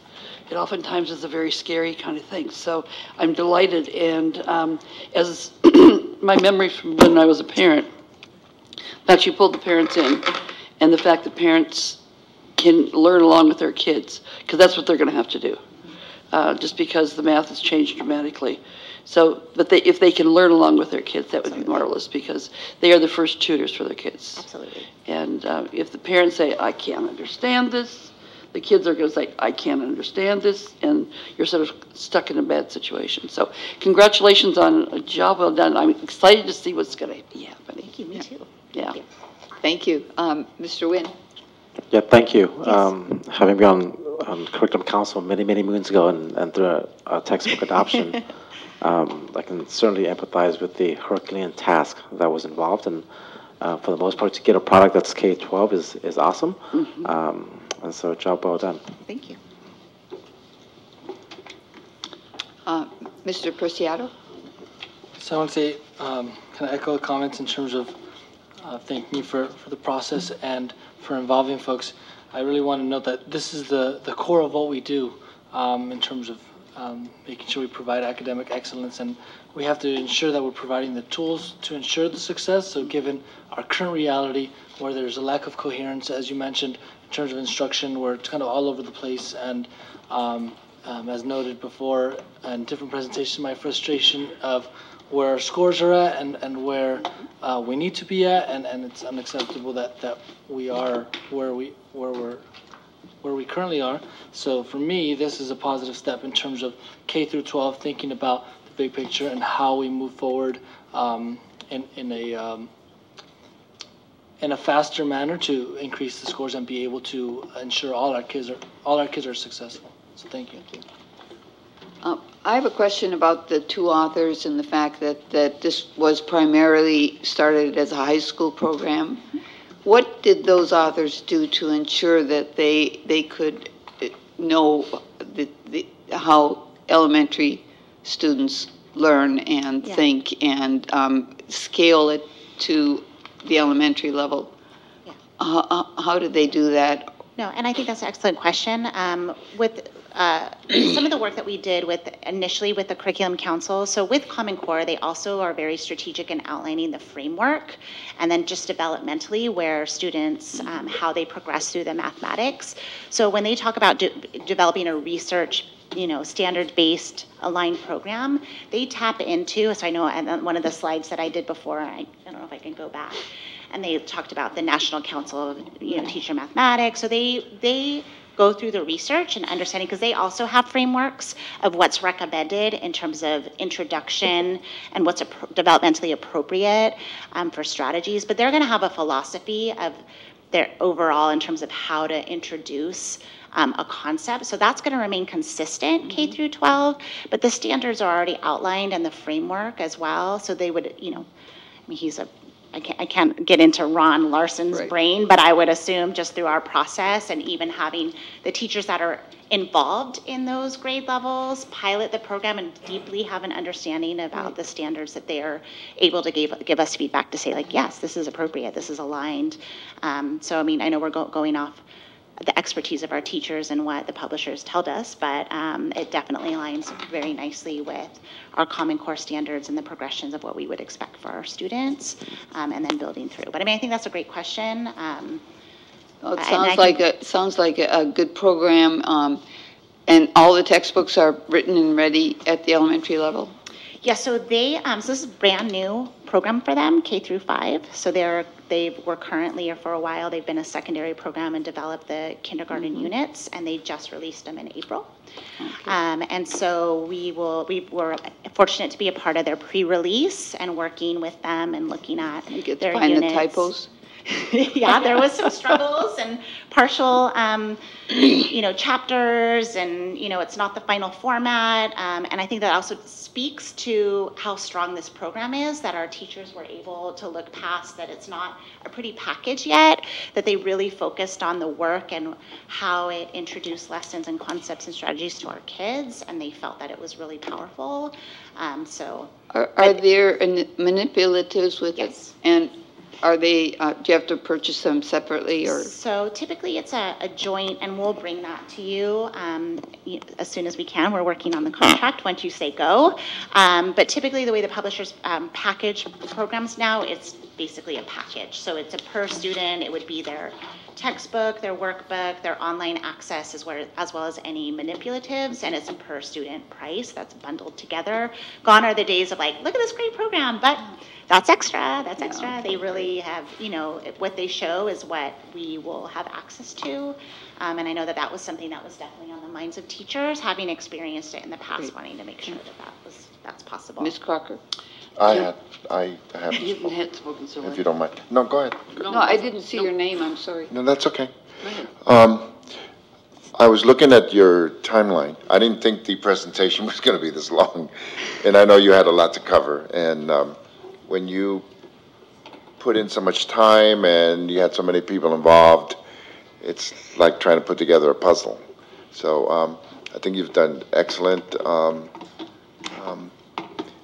What I had was the timeline when the spring, summer, when we order and get the books delivered, and then after that you have the professional development. Yes.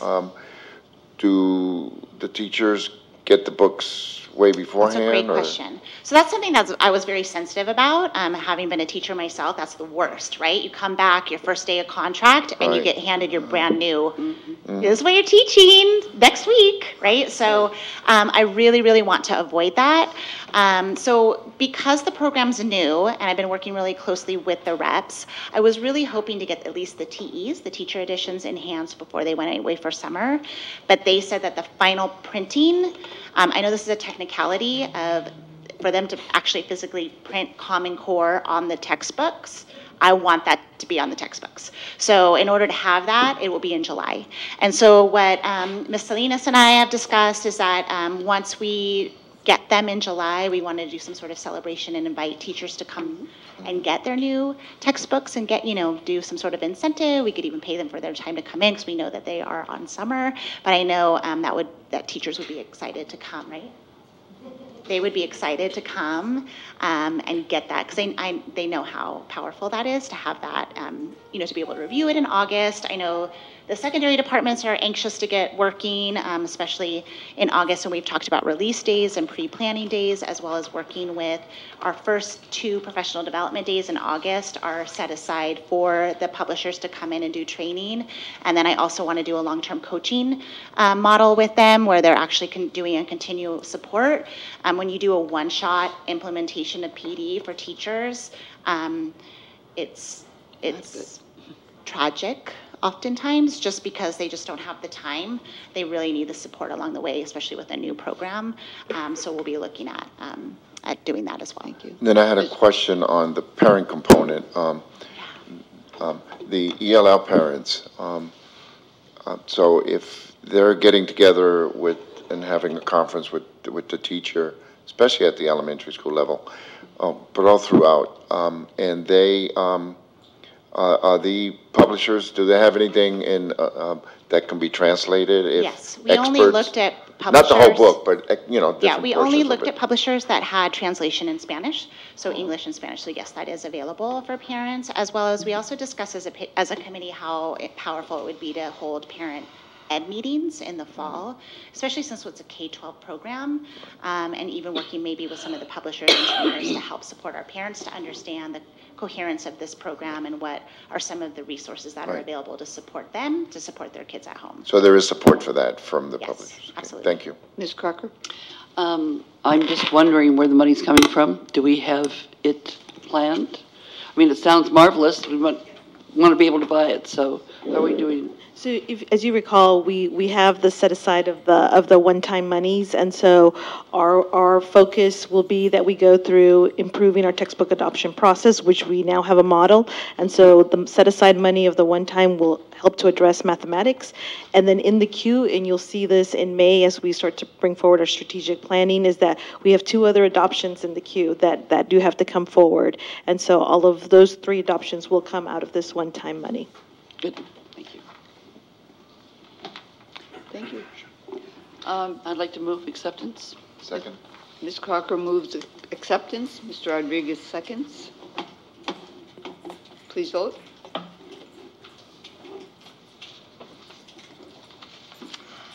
Five ayes. You got the order.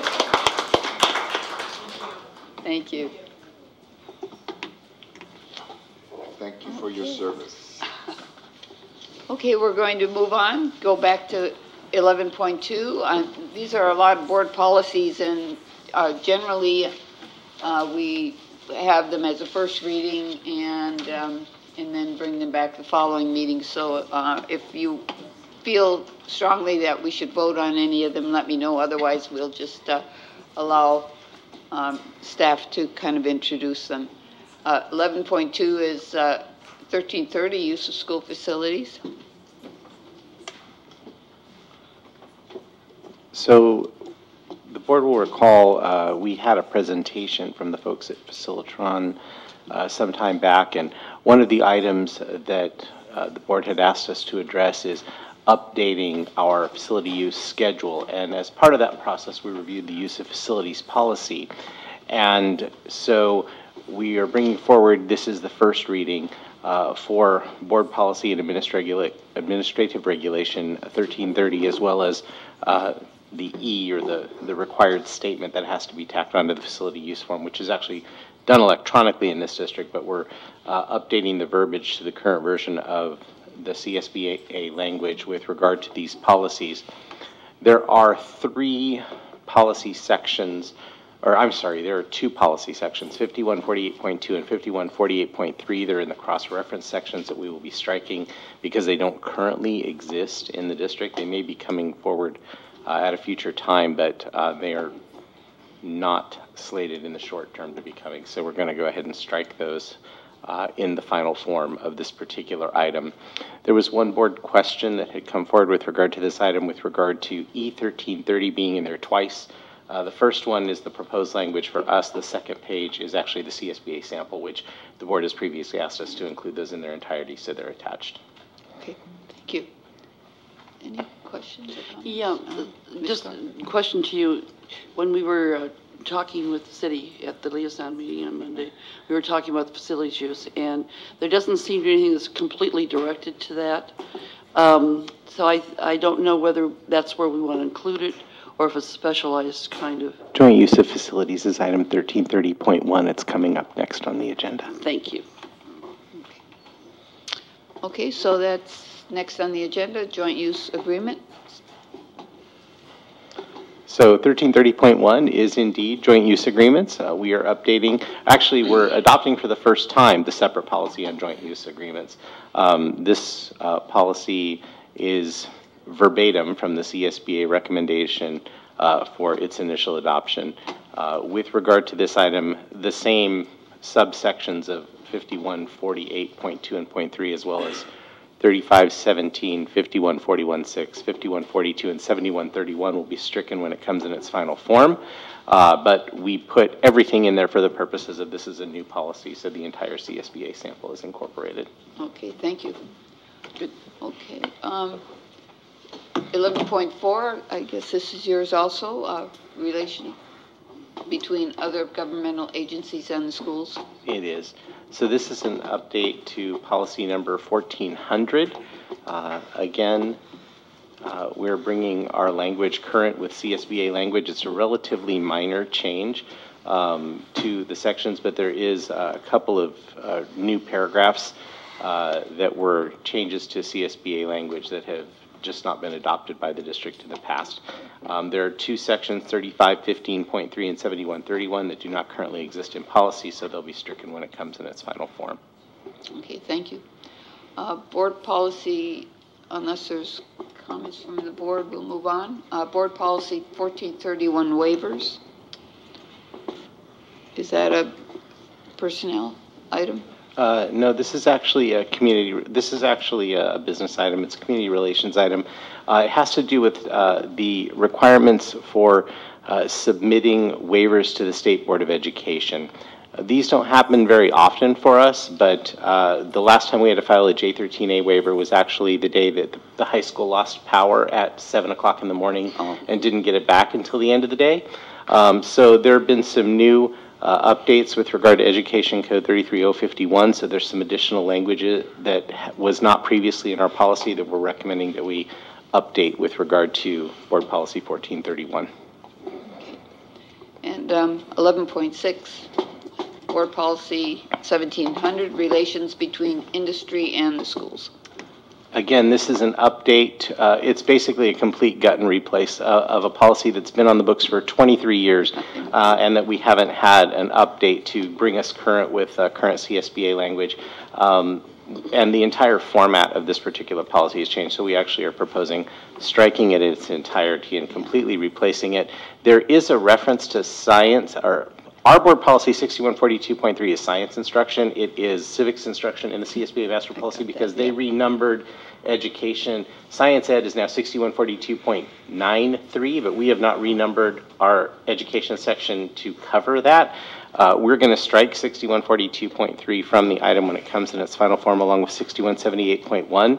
But when we get to updating the 6,000s for education, science will eventually get renumbered to 6142.93. Thank you. Okay. Board Policy Administrative Regulation 3311, bids.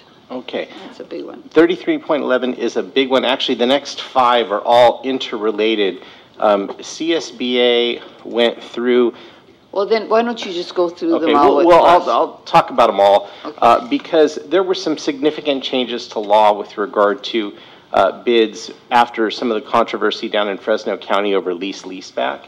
And so as a response to that in December of 2016, January of 2017, CSBA basically completely gutted and rewrote the format of 3311 and broke all of the alternate procurement methods to traditional bidding for construction into new separate subsections, and also moved procurement of technology equipment, which used to be a subset of 3311, into its own separate 3311.4. So we have taken all of these to modernize them, bring them into the current structure of language for CSBA's recommended policies, but also to specifically identify the district's been a uniform public construction cost accounting district since July of 2005. That particular subsection is a new subsection, 3311.1. It's our old bid language basically said any allowable policy under law, which is very generic, but that's how it incorporated us electing to be under CUPCA in the past. It now has its own complete section under 3311.1. Leaseback contracts, which we have utilized for the first 3 years of Measure G, but did not utilize last year pending the resolution of some of the things that were going on or the year before last when things were going on in Fresno.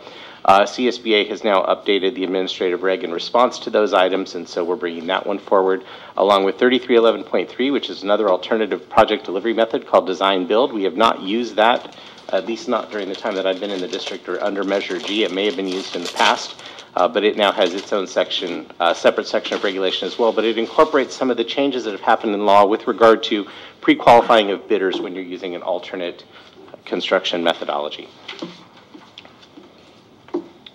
And those are the last of the ones from the business office up through 1111. 1112 is not ours. Any questions or comments from the board? Okay, then the next one is sexual harassment. Yes, this evening I bring forth for first reading an update to the Sexual Harassment Board Policy and AR. For your consideration to note, the updates are around a lot of the electronic communication that could possibly take place as it relates to harassment of student to student or employee to student. And also includes some of the alignment, if you remember, with the uniform complaint around off-campus conduct.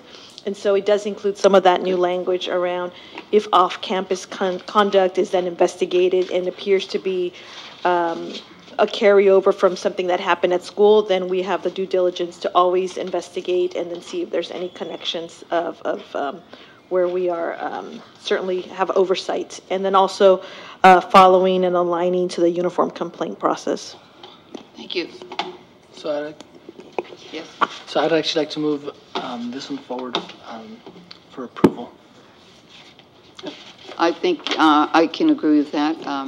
Do we have a second? I'll second. I have a question about it. When it talks about displayed in a prominent location, the rules, regulations, procedures, and standards of conduct are posted. Do we do that now? I will say that I don't believe we do it as well as we should. There's definitely rooms for improvement. Where I'm looking to really include this is in the, we're going to revamp our student handbook for next year. So we're in the process of starting to do an audit around that and including, well, not to get into the very, very specifics, but a way to really have the consent and oversight of has this been read, has it been adhered to, and have parents signed off on it. So that's one piece. But we certainly, I think, have to work a little bit stronger with our schools with displaying the process for uniform complaint. Because I think oftentimes if something is up there, people can refer to it and defuse the situation. Correct. And we will continue with, HR does a very good job of doing the trainings of our staff. And it's certainly, there is a training piece to the sexual harassment that teachers and staff also undergo. I'd like to vote on that.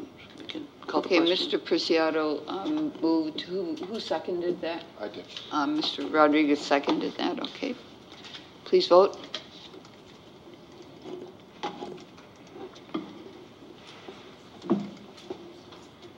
Five ayes. Thank you. Okay, next, we have a series of resolutions, and I think we want to have someone read these, but let's, as soon as we approve it, we'll have someone, superintendent will read it. Okay. I'd like to make a comment before we start, if we could. Sure. On 1113.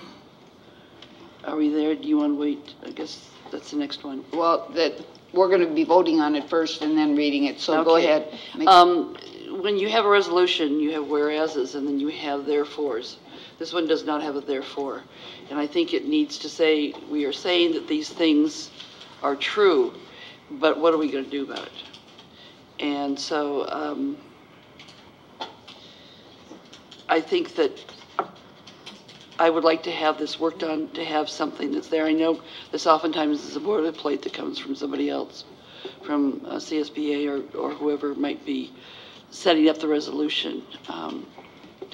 I think that we need to make a strong statement about what we're committing ourselves to. We're saying these are the facts, but what are we going to do? Well, could we say be Be it resolved then that we are declaring support of the National Child Abuse Prevention Month. Take it from the title.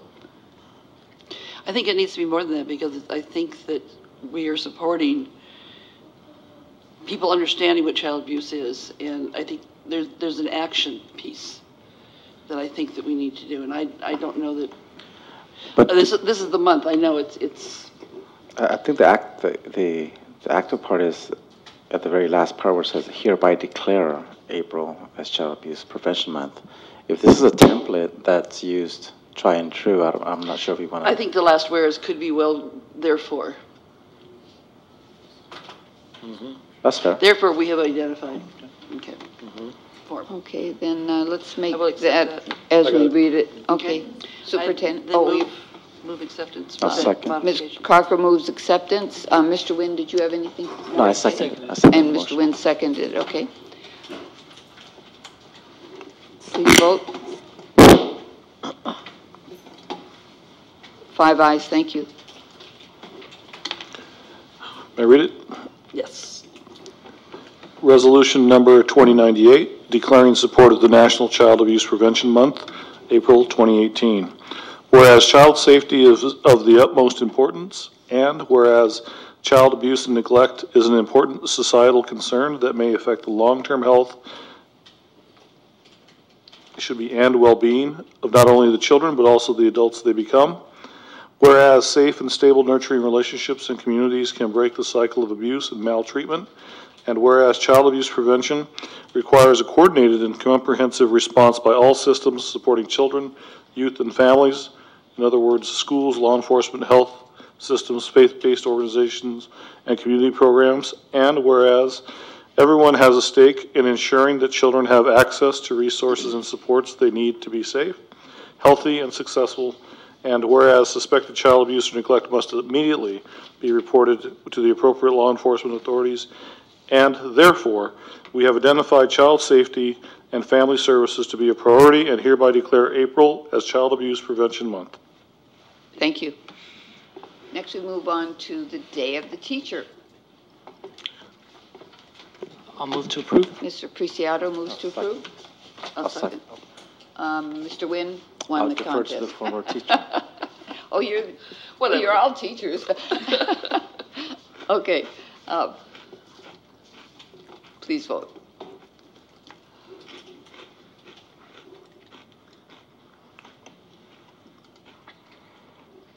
Five ayes. Thank you. Mr. May I read Sanchez? this one?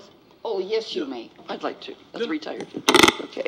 Resolution, the State of California Day of the Teachers, May 8th, 2018.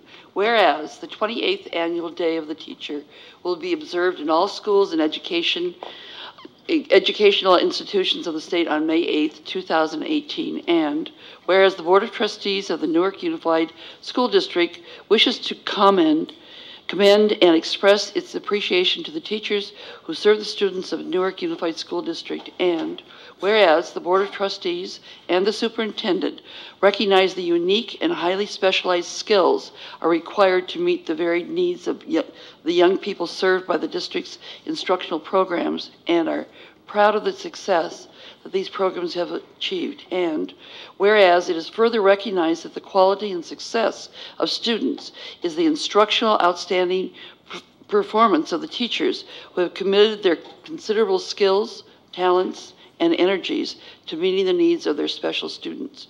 Now, therefore, be it resolved that the Board of Trustees and the Superintendent do hereby thank and commend the teachers of the Newark Unified School District for the outstanding and meaningful contribution they are making to students and families served by Newark schools. Adopted on April 17th, 2008.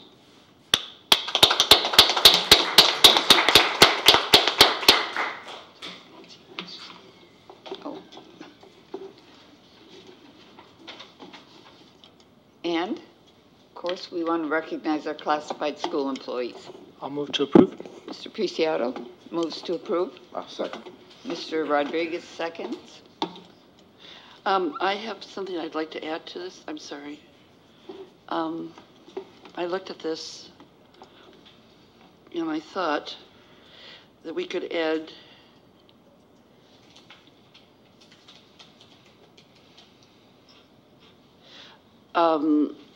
the services provided by the classified staff have a profound and significant effect on the operations of programs operated by the Newark Unified School District. There should be another whereas, and that is indicating how important all adults on school sites affect children. And we're talking about doing it, but I think that the effect of classified employees on the kids needs to be identified and recognized because it is a very important part of the environment of the school. So I'm not sure what kind of wording we can do. I sort of wrote down something.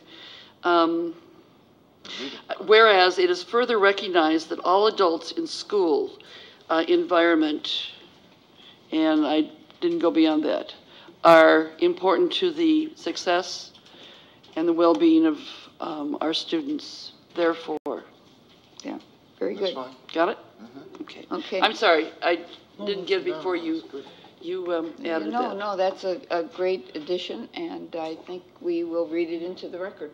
Okay. Do you want to read this one too, then? Sure. Well, we got to vote on it. Oh, well, let's vote on it first. Okay. Who made the motion? I did. Okay, and who seconded it? Okay. Okay, please vote. 5 ayes, thank you. Actually, I would like to have Frankie read this into it. Would you do that? Sure. The only thing is I don't have your additions of that you just You can pass it over to me at that time. Okay. All right. Classified School Employees Week.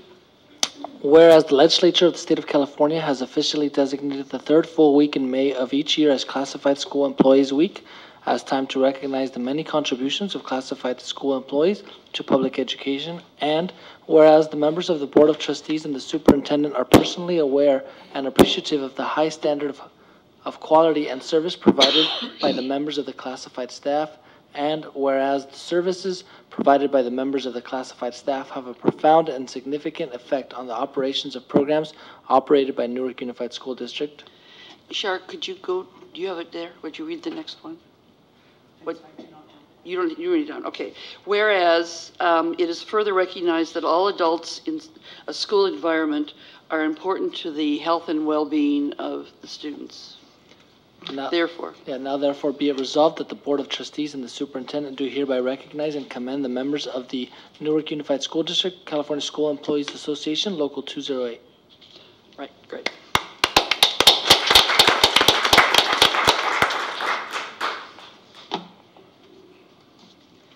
Okay.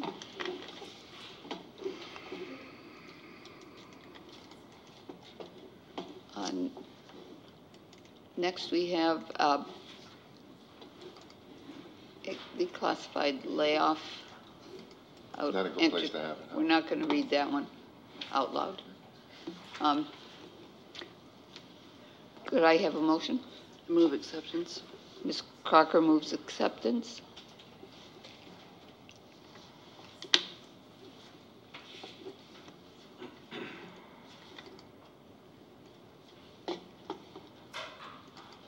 I'll second.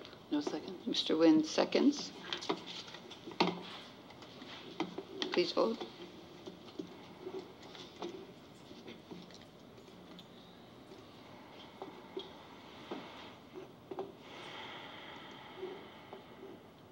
Mr. Rodriguez? Yeah. As I did earlier, it's very, very difficult to vote yes on a layoff. And I know staff has looked at different ways to meet the needs of our students, and this is something that that's being brought forward. But I'm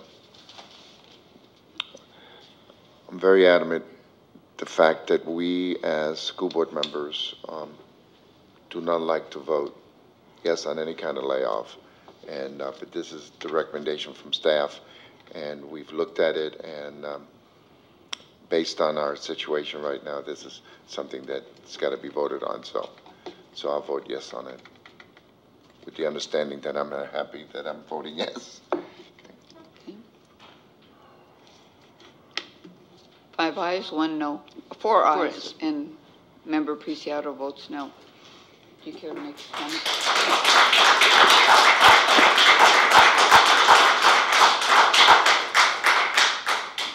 So I just want to say, in terms of the reason why I voted no was because I didn't think we have sufficient conversation about this in light of the whole kind of budget conversations that we had, where we discussed and analyzed all the different positions, and we had to make a hard decision. I felt like this one, at least from my perspective, came out of the blue, and that's why I didn't support it, can't support it. Well, I wish you would have had that discussion before we voted so that you could have maybe influenced us. No.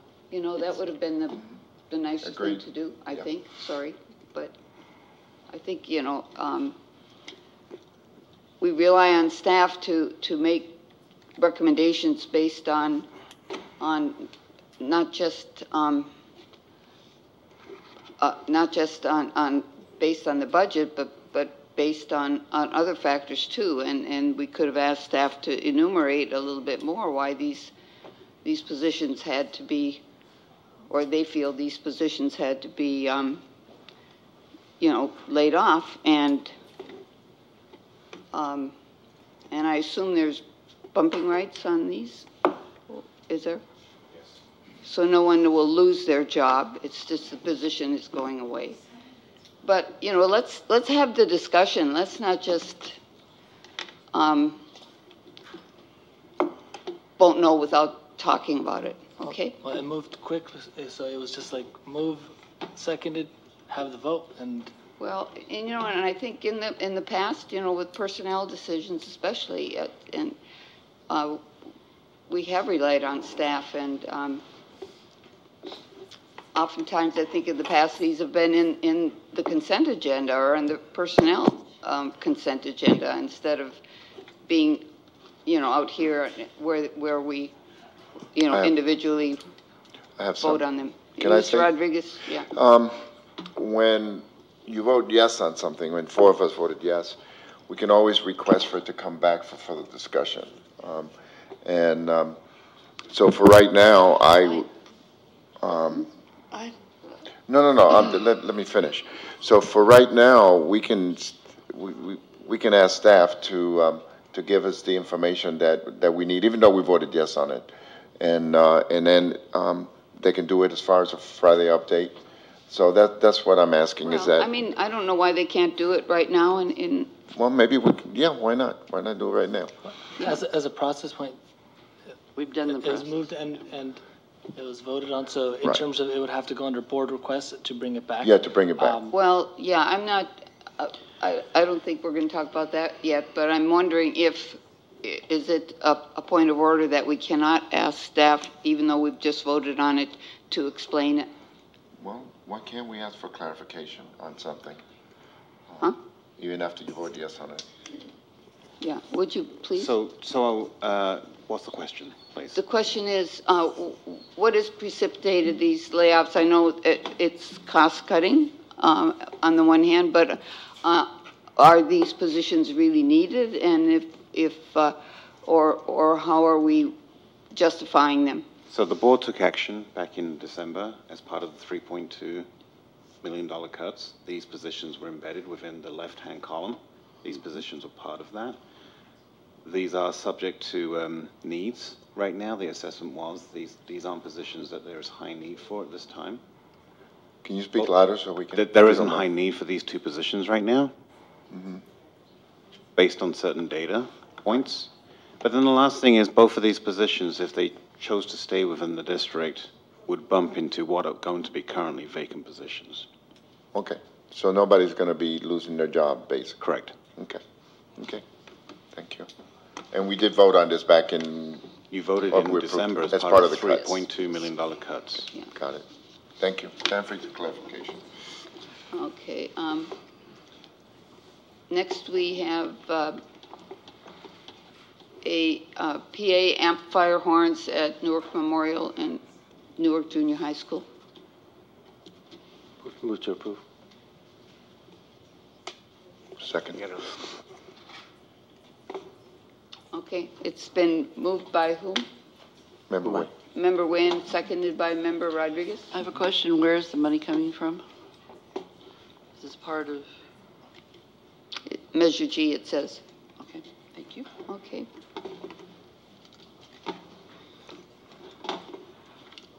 Please vote. No, that was the last one.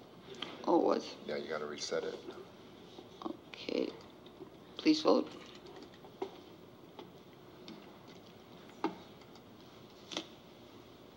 Five ayes, thank you. Okay, I think on some of these, we've asked for staff to comment on them before we make our motions, so. Although I don't know if the next one requires that. No. Okay. Move to approve. Move to approve, resolution declaring surplus equipment. Seconded by Mr. Preciado. Please vote.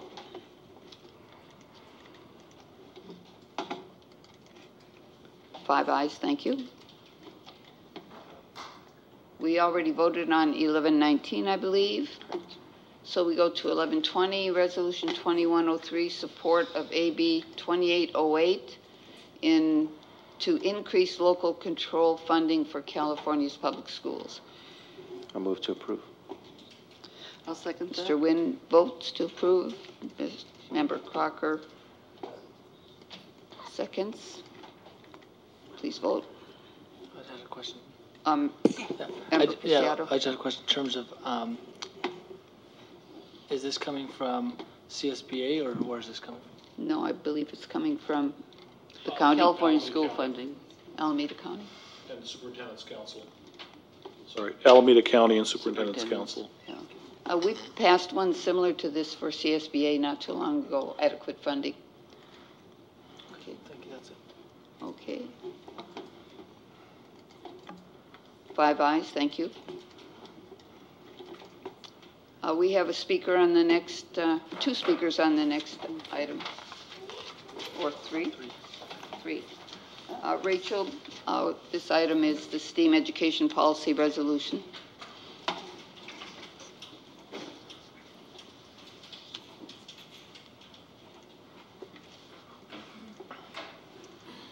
Hello, my name is Lisa Landis, and I've been working in the district as a science resource teacher for 13 years.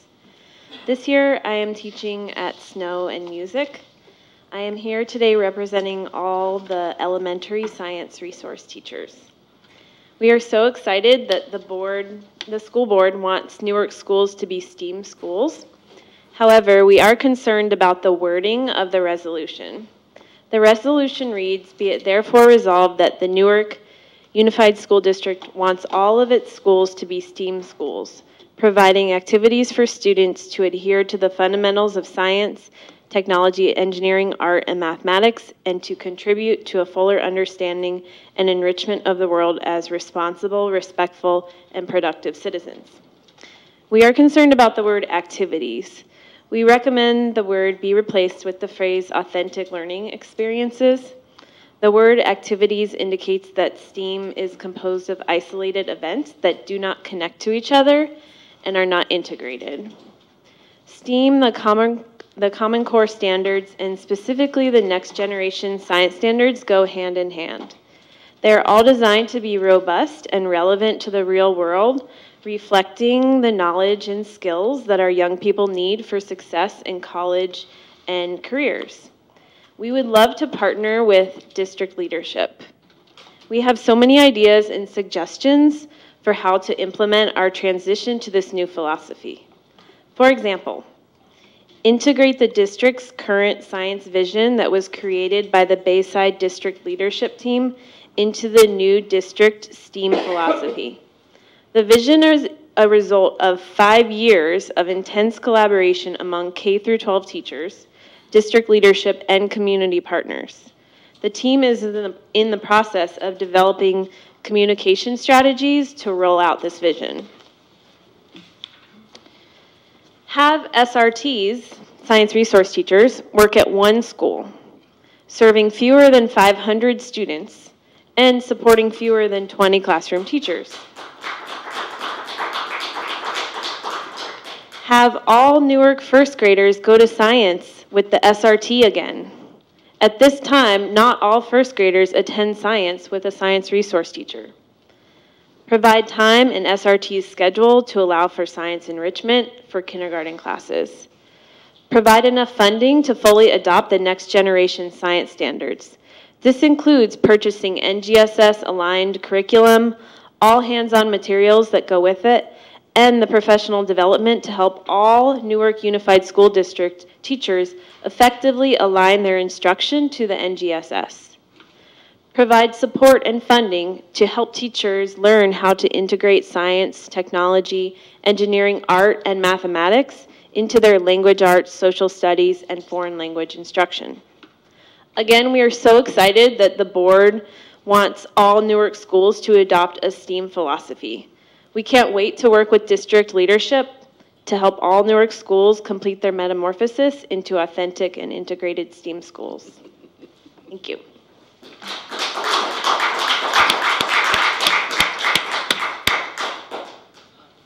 I'm sorry. You got that metamorphosis there. I mean, I'm a science person. Yeah, I've got to clap. That was pretty good, huh?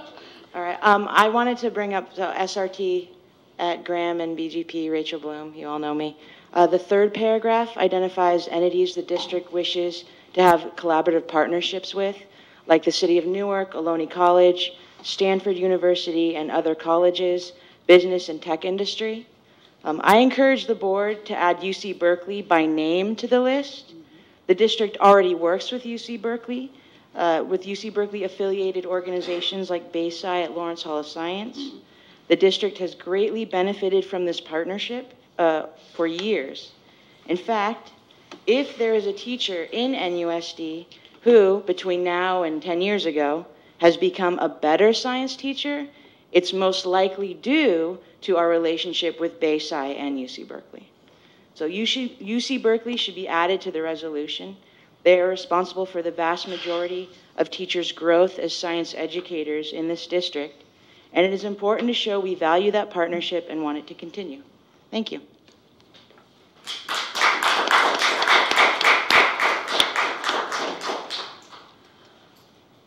We have one more, right?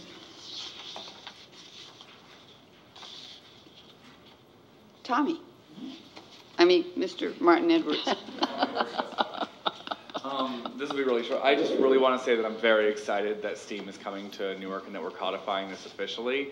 And I'd like to applaud the board and staff's choice to make sure it's STEAM as opposed to just simply STEM, because having our students be well-rounded with the arts integrated into our science, technology, engineering, and math is extremely important for our students to make sure that they are quality global citizens in this new economy.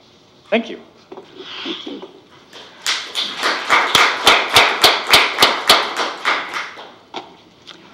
Great. Mr. Preciado? Yes, so I would like to move to approve, and then I have specific kind of changes. I have a specific change, so if you want, so we have a discussion after. Okay, that's fine. so I'll move to approve. I'll second. Okay. We have discussion, and you can go Member first. Preciado moves.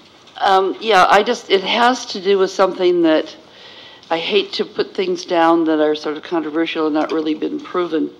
And on the fourth paragraph, it states their artistic right brain can help them to generate more creative and innovative thinking. I think there's some question in terms of whether it's just the right brain or whether it's the connections between the right and the left. So I'm wondering whether our science people can perhaps help me clarify what your wording was fantastic for authentic learning. So if you've got a terminology that we could use to indicate the fact that we are using the whole capacity of the brain. I would say that if you just took out their artistic brain you could just say, like, when students brainstorm solutions for an engineering problem, this will help them to generate more creative and innovative thinking. I mean... Yep, that would be fine. I didn't want to be something that was, even though it's general thought that the right brain does the art and the left brain does this. Yeah, and analytical you're saying stuff. This will do it. That is, yeah, okay. Unless you have a better terminology that would come in. the other thing is I would like to exchange, taking the suggestion, call to authentic learning. I'm not sure where it was in the. Yeah, it was be it therefore resolved. That was one of my points. Yeah, yeah, and in addition of Berkeley. Is that one of your points? I actually like to comment on that Berkeley line. Mr. Wynn? And the paragraph that Ms. Bloom was referencing. Because in the last sentence it states, this work needs to be connected to collaborative partnerships within the City of Newark, partnerships with the Lonely College, Stanford University, and other colleges, along with business and technology industry. I think the wording of need to be connected is too prescriptive and potentially inhibitive. For example, what if the CDE decides to give us a grant to study STEAM? Does that preclude them because they're not part of this group that we've named? So you're talking about taking that whole sentence off? Or rewording in a way that it's more inclusive to other entities that can possibly partner with us. This work will be connected to collaborative partnerships? That's still prescriptive. Including but not limited to? Maybe. There you go. That's lawyer speak, yeah. That works. Maybe. I think there were some excellent suggestions brought up by Lisa and Rachel and Tommy, Mr. So you want to fix it and bring it back? Yeah, well, would you, I would like to think the three of them could work with superintendent to fine tune the wording based on what we just said and bring it back next time. Yeah, I like that. We can do that? You're all set? Okay, so I see agreement. So I want then, in terms of therefore it resolved, there'll be additional points that we could consider would be that be it resolved that the strategic plan will be guided by a focus on STEAM. The facilities master plan will incorporate a framework of a STEAM-based focus. District resources will be allocated in such a manner that focuses on STEAM and includes an assessment of how the particular resource allocation relates to promoting STEAM. The board will receive a biannual update on STEAM program implementation and results. And then I could send those pieces. And then this one, thinking about the community collaboration, potentially, we could have a superintendent-led roundtable with school and community partners to implement the STEAM program so that we have that discussion or it's part of an action step. If I may, I would suggest, let me take it back and do some reworking. And I even had written down STEAM Advisory Council or something like that. I'm not going to call it a committee. But I think that I'm happy to meet with the teachers that came to speak today, and we'll do a little more wordsmithing, and we'll bring it back on May 1st. Good. And we can just go to the record and play back what you said, so you won't have to email it to us. Okay. I just would like to say how excited I am about Bayside and everything we've done with Bayside, and I just think back to when we had the National Science Foundation grant, and I know, Lisa, you were involved with the middle school teachers, the supplemental grant for 3 years, weren't you? So I mean, I think just the resources that came to the district, you know, starting 10, 12 years ago, have made our science program robust, and then moving forward and getting the partnership with Lawrence Hall and Bayside was just a very good logical next step. I think our science program, we can just, it's second to none at the elementary K-8 level. I just really am impressed with the work you folks have been doing. Thank you. Okay. Bring it back. Okay.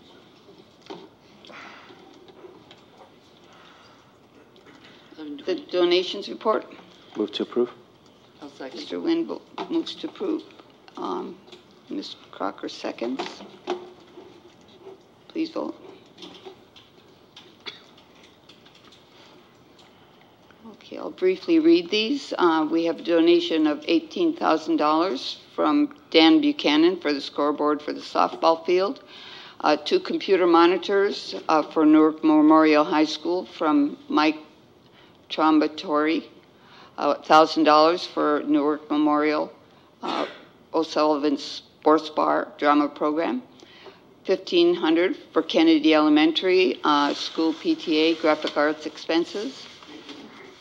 210 for Music Elementary from Your Cause, Wells Fargo Foundation. No specific purpose specified. $291.30 for Music Elementary, that's Bright Funds Foundation. $210 for Newark Junior High, again Your Cause from the Wells Fargo Foundation. $40 for Music School, again Your Cause, Wells Fargo Foundation, for a total of $3,000. Well, I think there's more than that in here. Anyway, we really appreciate all these organizations and individuals and companies that support our schools. So next we move to employee organizations. Yes, it's...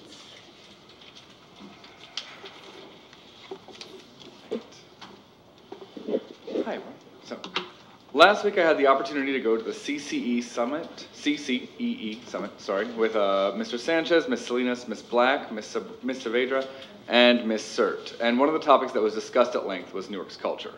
We worked on ways to communicate all the great things going on in our district, how we can communicate with all our stakeholders, and how collaborative leadership in a continuous improvement model were things that Newark needs. This wasn't just going to be another initiative. It was going to codify all the amazing things that we're already doing and to streamline our process. It's really amazing, and I can't wait for you all to see how we all embody Newark on the rise. And I've just pressed that. All right. And then I came back to have some less amazing conversations.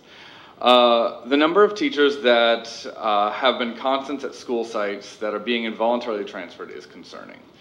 We have intervention teachers and counselors who are being transferred away from the work they love in the communities that they've been with forever, while school site councils hold out money, offering to pay for them. We have teachers who've been at the same site since the Clinton era, the man Clinton, not the future Lady Clinton, being told to pack up decades of supplies and move across town. This isn't wise leadership. This is adding insult to injury. It's been said earlier tonight that our teachers are being treated like checkers, just being moved wherever they fit without much strategy. But I see it more like Jenga. Blocks are being pulled out anywhere they can be, anywhere we think there won't be very much resistance, set on top next to other blocks from other random parts of the tower, and eventually the tower falls. The winners just hope that it isn't their turn when something goes wrong. I think we have to have a bit of consistency here. We need to treat our teachers as vital resources, as the vital resources they are, and not just game pieces. They're highly qualified professionals who deserve a stable work environment. And if they're being transferred, they should be told the reason. I can't see how forced transfers being sent out are in line with the efficient operation of the district or with our culture that we've grown to know and love. Thank you. Thank you.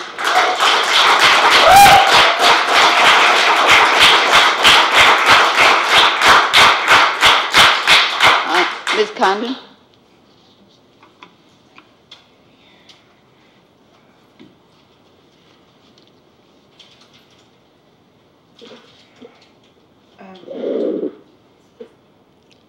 I want to thank you for recognizing the classified as being part of the district in affecting our children. Because as I said before, you know, all of us affect our children in one way or the other at the school district.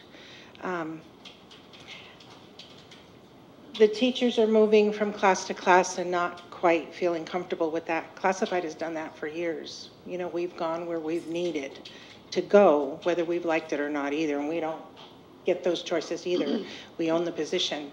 We don't own the place. We don't own the school. We own the job. So when we get moved, a lot of us don't understand why we have to move. And it affects those kids too, because we're used to, like the teachers are saying, the consistency of having that same teacher or having that same custodian or whoever it may be in that site. So hopefully when we get back on our feet, and we will get back on our feet, and the money comes in and we can start balancing budgets better, maybe we can lock in a couple of those consistencies. The other thing I wanted to say is, with the classified layoffs, you should ask the questions before you voted. You know, Those classified layoffs have been on the budget cut since December.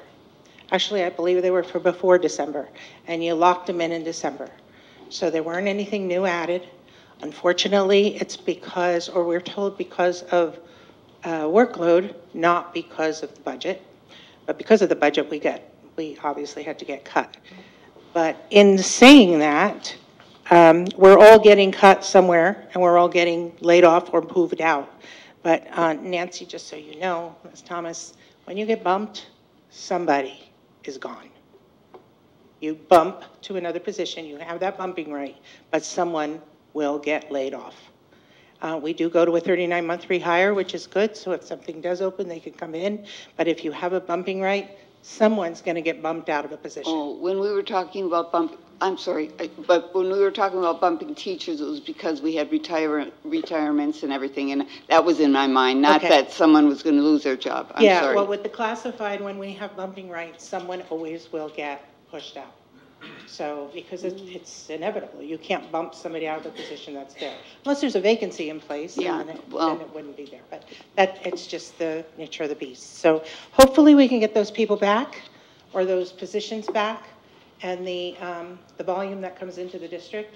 The community has a lot of money. We've talked about the community around us, industry, housing, people. It will come to the district, but we have to stand strong, and we have to build this school, this district. And we can only do it if we all do it together. So thank you, and have a good night. You might.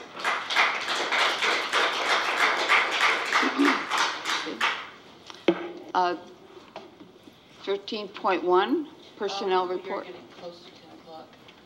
Oh, yes, I would entertain a motion, and I would hope that the board would make it a very generous extension, because we are planning to go back into closed session, which means we don't have to stay till midnight. But would someone make a motion that we could extend? Make a motion we extend it to midnight.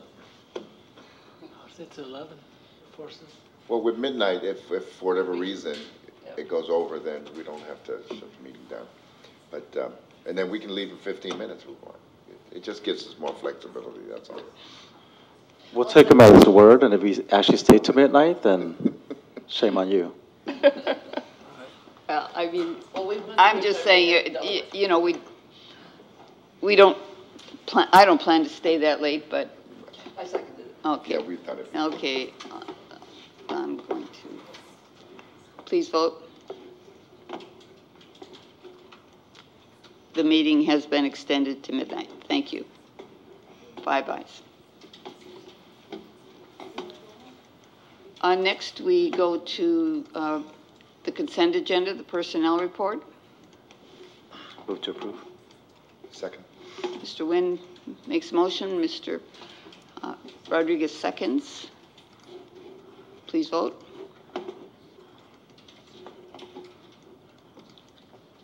Five ayes. Next, we have the athletic director job description. Mr. Yes, I have an amendment. Oh, wait, we have someone that would like to speak to this. Ms. Parks? Pardon? Sure. My amendment was going to be in two areas on the description. Under essential duties, second bullet would read evaluates teachers. And last bullet under essential duties would read student discipline. Those are my only two amendments. Okay. Ms. Parks?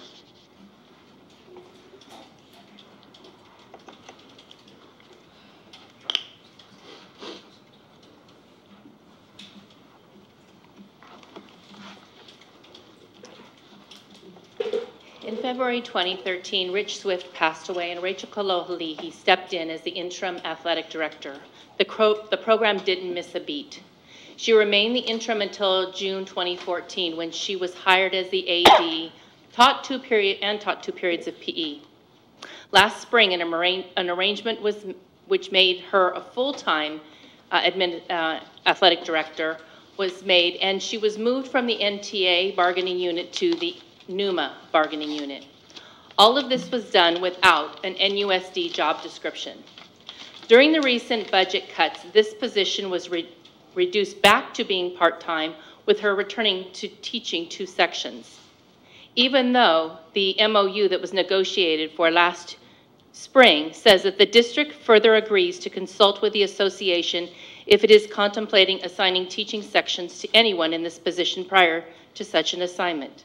That was not done. Now, before you is finally a job description for a position that has been part of this district for decades. This job description now requires an administrative credential. This was not a previous requirement. I certainly hope that this will not be required of your current athletic director. In fact, I question the legality of adding an educational requirement to a job without a personnel change.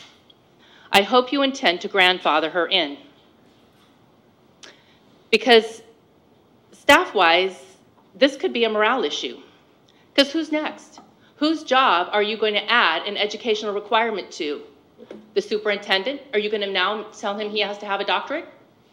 Ms. Salinas, does she need to have a doctorate? Dr. Wong is already there. Who else are you going to change?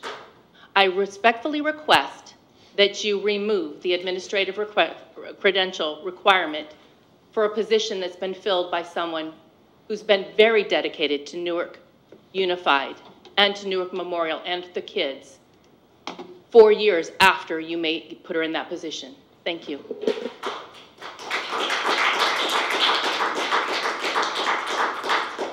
Okay, Mr. Preciado? No, that's from last time. Oh, that's from last time, okay. Superintendent?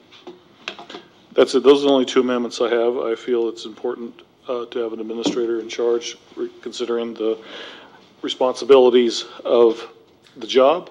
I think that, yes, you guys could easily require me to have a doctorate. That's the prerogative of the board, but I also think beyond that, this job involves a lot of supervision, contact with students, and supervision, in my opinion, is a requirement. And I don't think that grandfathering is the right way to go. I think the way to go is to have the job description match what we need, and then give the employee an opportunity to get there and a chance to get there. I think that's fair. I don't think that's outside of common practice within public education. So my recommendation stands, and it's up to the board to make a decision. Ms. Crawford? I think the term, give the employee a chance to fulfill the requirements, person that's there within a reasonable length of time, is acceptable to me. I think that oftentimes you change the structure of how you do things because of the hold on. issue. Let's just, okay. Sorry about that. Oftentimes you change the structure of your administration depending upon what you need to do. And I think that this is in the prerogative of the board to do so. We were looking to make sure that we had support at an administrative level at the high school. So I think that this is allowing her to do administrative things, but that means getting administrative credential and giving her time to do so. She can be allowed to do so for a certain length of time. Is that not right? So she can do the job, and she can do it as it's described. It's just away from that because we're talking about the job description and then not getting into specific people. Correct. Good point. Good point. Right. Thank you. But also in regards to the job description, though, typically when there's a change or when there's a new job description created, is there a process that entails, posting that position for all to apply to, for example? Right now? Or just as far as typical protocol? Typical protocol would be to create a job description, fly the position. Right. But everything was done a year ago. Correct. And so the move had already been made and the person had already been identified. Okay. There are several factors that led us to today, but here we are.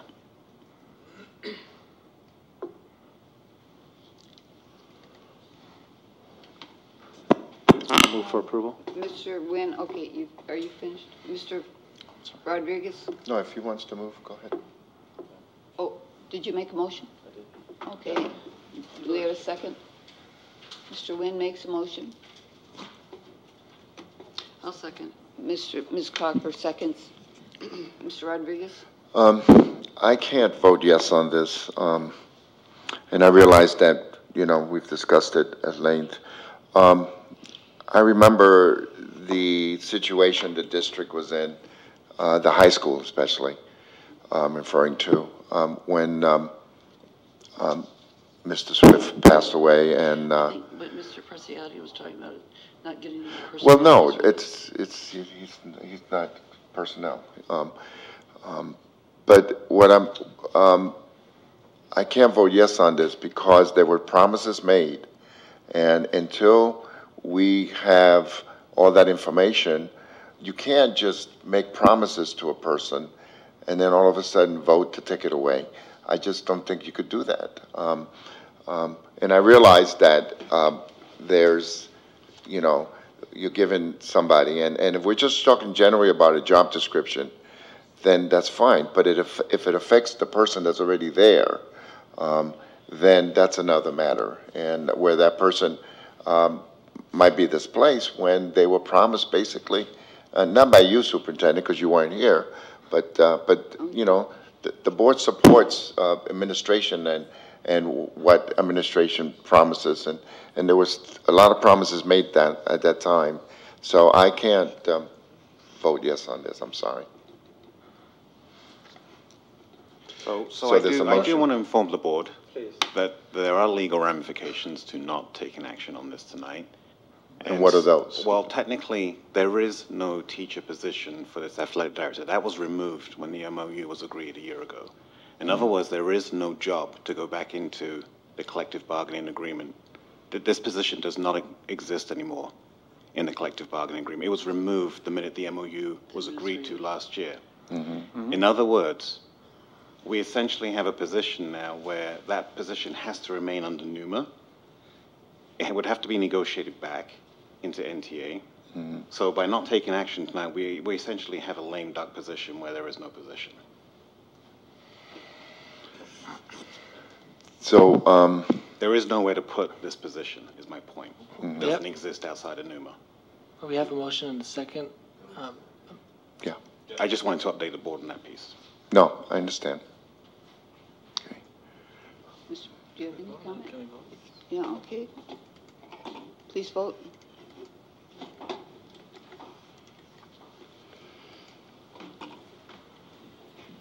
Four ayes, 1 no.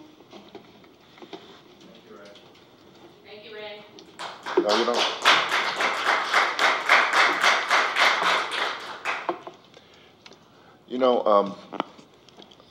I realized you felt that you needed to do that, but each one of us, painfully, when we vote, we look at what we vote, and we vote based on what we know and how we feel. And when Member Preciado voted earlier no on the layoffs, I felt that it was inappropriate for President Thomas to basically tell him that he should have allowed us. It's up to us as a whole board to make sure that we have this adequate discussion before we vote on something, and to elicit staff to explain something, especially when it involves a layoff or something, a position that might be eliminated. So. And in my own defense, I think if we look at our board protocols and norms, that we do, as part of our norms, expect that we explain and enter into discussion and so forth. So I take exception to No, I understand, and it's norms, but we're in different times now. We're talking about. I think we should stay out of this. Okay. Anyway, and we can just go to the next agenda I just item don't. I don't like somebody being lectured when they vote no on something. I don't think it's something that we should do. It is the responsibility of all of us to vote as we feel, Right, and the rest of exactly. us have to respect it. Yes. Bottom line. You may disagree, but you have to respect the fact that it's coming from a place where you have made a decision based on the facts as you see them, and the history that you know, and what you are hoping that's going to happen for the school district. Right. And I can certainly disagree with you, Mr. Rodriguez or Mr. Thomas. I can certainly disagree with you and still accept you as being a productive member of the board. And I think that we need to respect that. Thank you. Next, we move on to appointment of the Director of MOT. Move to approve. So, members of the board, so in a positive, yes, that's positive. On a very positive note, we did have a process for the MOT director, and so just to give you a little bit of data, give the community some data. 8 individuals were interviewed. 2 external, 8 applications, 2 internal and 2 external candidates were interviewed, and then 1 external, 1 internal candidate made it to second round. That was the recommendation of the panel, and those 2 individuals made it into the second round, 1 internal, 1 external. And so we're very pleased now to announce to everyone that our new MOT director is Mrs. Susan Condon. Yeah.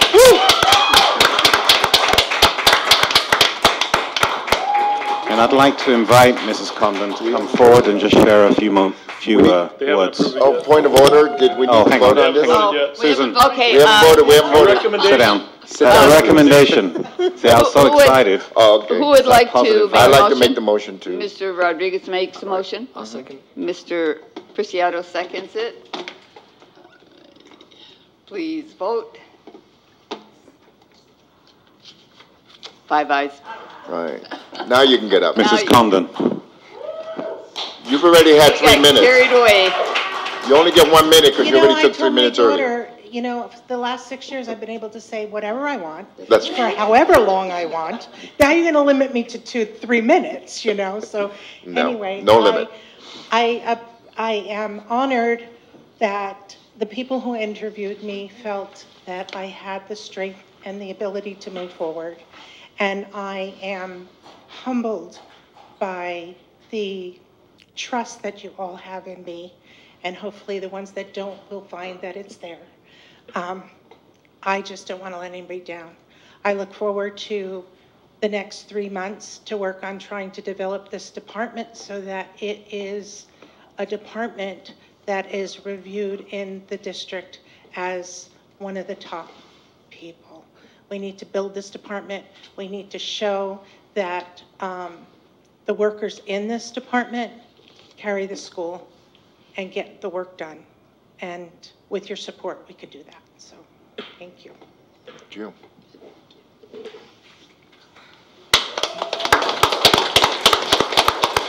Congratulations, Susan. This is exciting. Next, we move on to the consent agenda. Is anyone asked to speak to any item on the consent agenda? Okay. Would any board member want to pull any item from the consent agenda? Move to approve 14.1 through 14.18. Second. Member Nguyen moves. Member Rodriguez seconds. Please vote.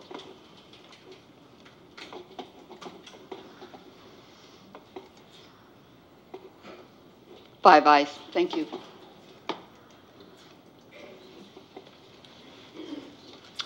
So we move on to board committee reports, announcements, requests, debrief, and discussion. Let's begin with Mr. Nguyen. I'll pass this time. Thank you. Mr. Rodriguez? I'll pass. Ms. Crocker? Yeah, I have a request, and I would like to have a follow-through on something that we said we were going to do a couple of years ago, and that is evaluate the new furniture that we have at the Birchgrove schools. I think that we need to be aware of what kinds of things the schools appreciate and don't appreciate about the new equipment and the new tables, and because we're going to be figuring in, we have a certain amount of capital outlay, and I want to make sure that we have that figure so that when we make the decision, we can be more equitable in terms of what the various schools are getting. I think that was the original plan. It was going to be a chance to try these things out and pick the best. And so I request for that. And the second thing is I'll talk to Mr. Preciado, might speak to this too, is that we had a chance yesterday to meet with the city on our quarterly meeting with the school district and the city representatives from the council. And we had a lot of good information exchanged. We presented a lot of good information about the school district, which I think was well taken and well received. And so I really do appreciate that. So it is an open meeting, so anyone that's interested comes more than welcome to come. That's all I have to say. I'm sorry, can I?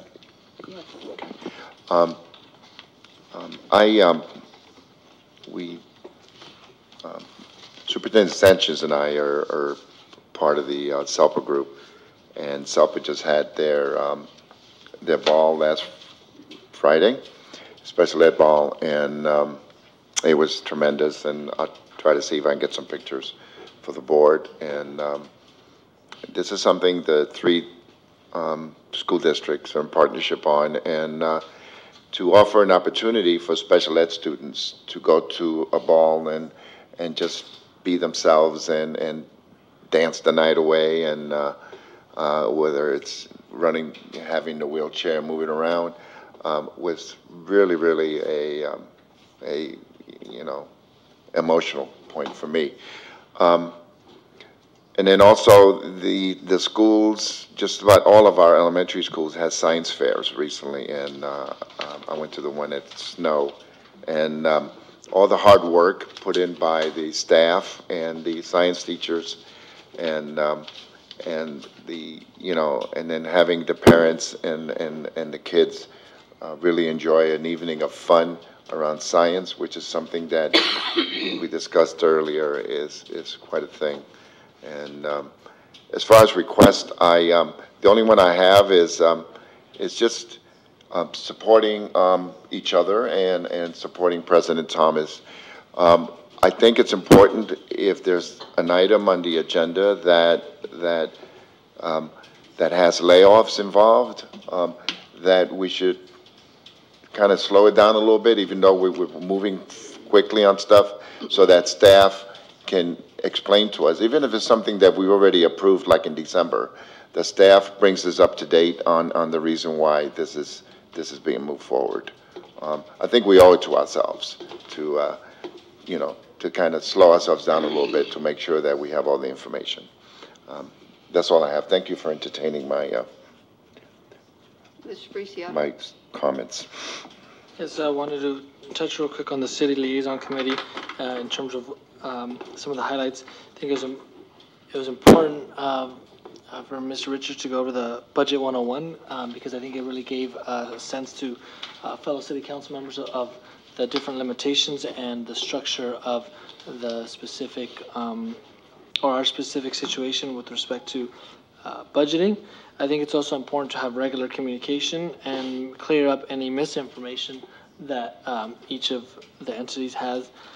In terms of moving forward, we will be discussing kind of some of the updates on the New Park Mall development as it relates specifically to housing. The city will be providing an update on that. We also, not at the next meeting, but the meeting after, we'll be doing another budget update to explain like kind of where we're at and go over those types of or have that discussion. Ms. Salinas also had a great academic presentation in terms of what are some of the programs, and I know it was kind of a start or like a preview to thinking about the strategic plan. And now that well, we actually, I guess we didn't do the STEAM, so but the hope is that the framework will be around that, at least from my perspective, STEAM, and then thinking about incorporating that into the strategic plan. So that's what we went over with the City Liaison Committee. I really think it's important for us to have open lines of communication, and there's some next steps internally that our side and the city side will be working on. Okay. I'll defer to the superintendent to talk about the facilities master plan situation and where we are on that. Mr. Wynn and I have been meeting with regarding this, and our hope is to bring a recommendation back to the board sometime in the next month or so. Clear up that you were not the committee members. Yes, I stepped in Mr. Picciato's absence, or you switched. we switched. That's what I meant. We switched. So it's Mr. Wynn and myself that are working on this. Okay, thank you, President Thomas, members of the board, ladies and gentlemen. Just a quick update on the I guess I would call it the Superintendent's Advisory Council for the architect proposal that we had put forth. We spent some time today kind of digging in a little bit to really get clear about what is the scope of work we need to have done.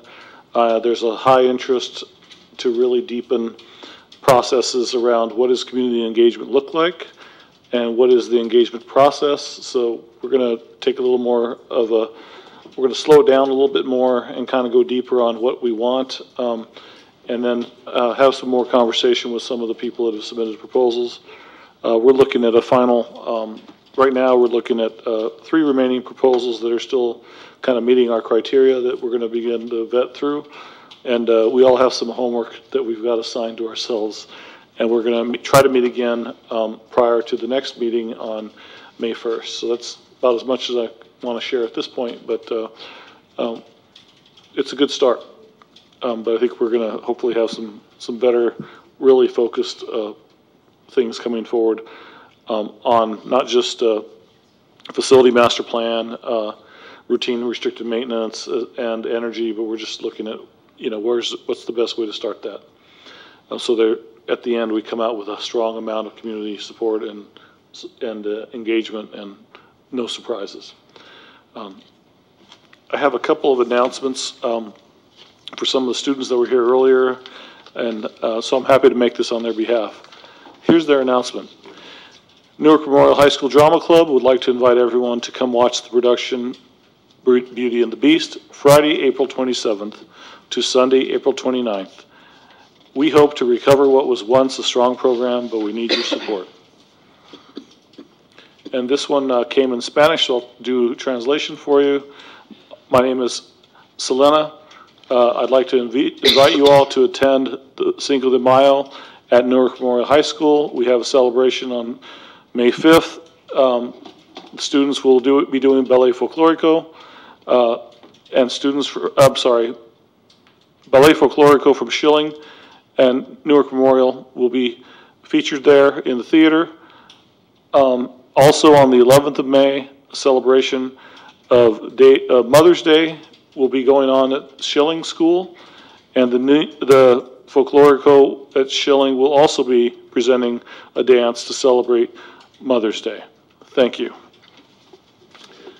And I think my concluding comment is really just pretty simple, that I want to certainly comment on Susan and the recommendation that I'm bringing forward for her. I know that she's, as she said, she speaks her mind. She says things that she means, and she means what she says. And I don't mind direct communication, and I think that she's done a good job with a very difficult situation as an employee. And I think that every now and then I get one right. So I'm happy to have you come aboard, and I really do know that you do have students at the center of what you want to do for our district, and I just want to welcome you officially into the job, and we'll start working on stuff tomorrow. So enjoy tonight, get some rest, and we'll start working tomorrow. And other than that, I think I would just say to the board, these are stressful times. And I think that we all, including myself, need to remind ourselves that character is revealed in the struggle, and I think that, but it's stressful. These jobs affect all of us. It's not an easy job. You guys volunteer to do this work, and I think that keeping it professional is always really critical, and I think it's really important, and I know that all of you really do want what's best for our district, and we can fight like heck about how to do it, but we don't have to fight that we want kids to be better. That's one thing we agree on.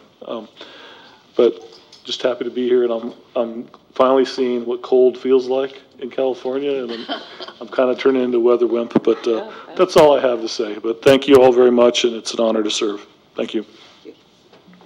Okay, with that, we are going to adjourn to closed session, and I will let you know when we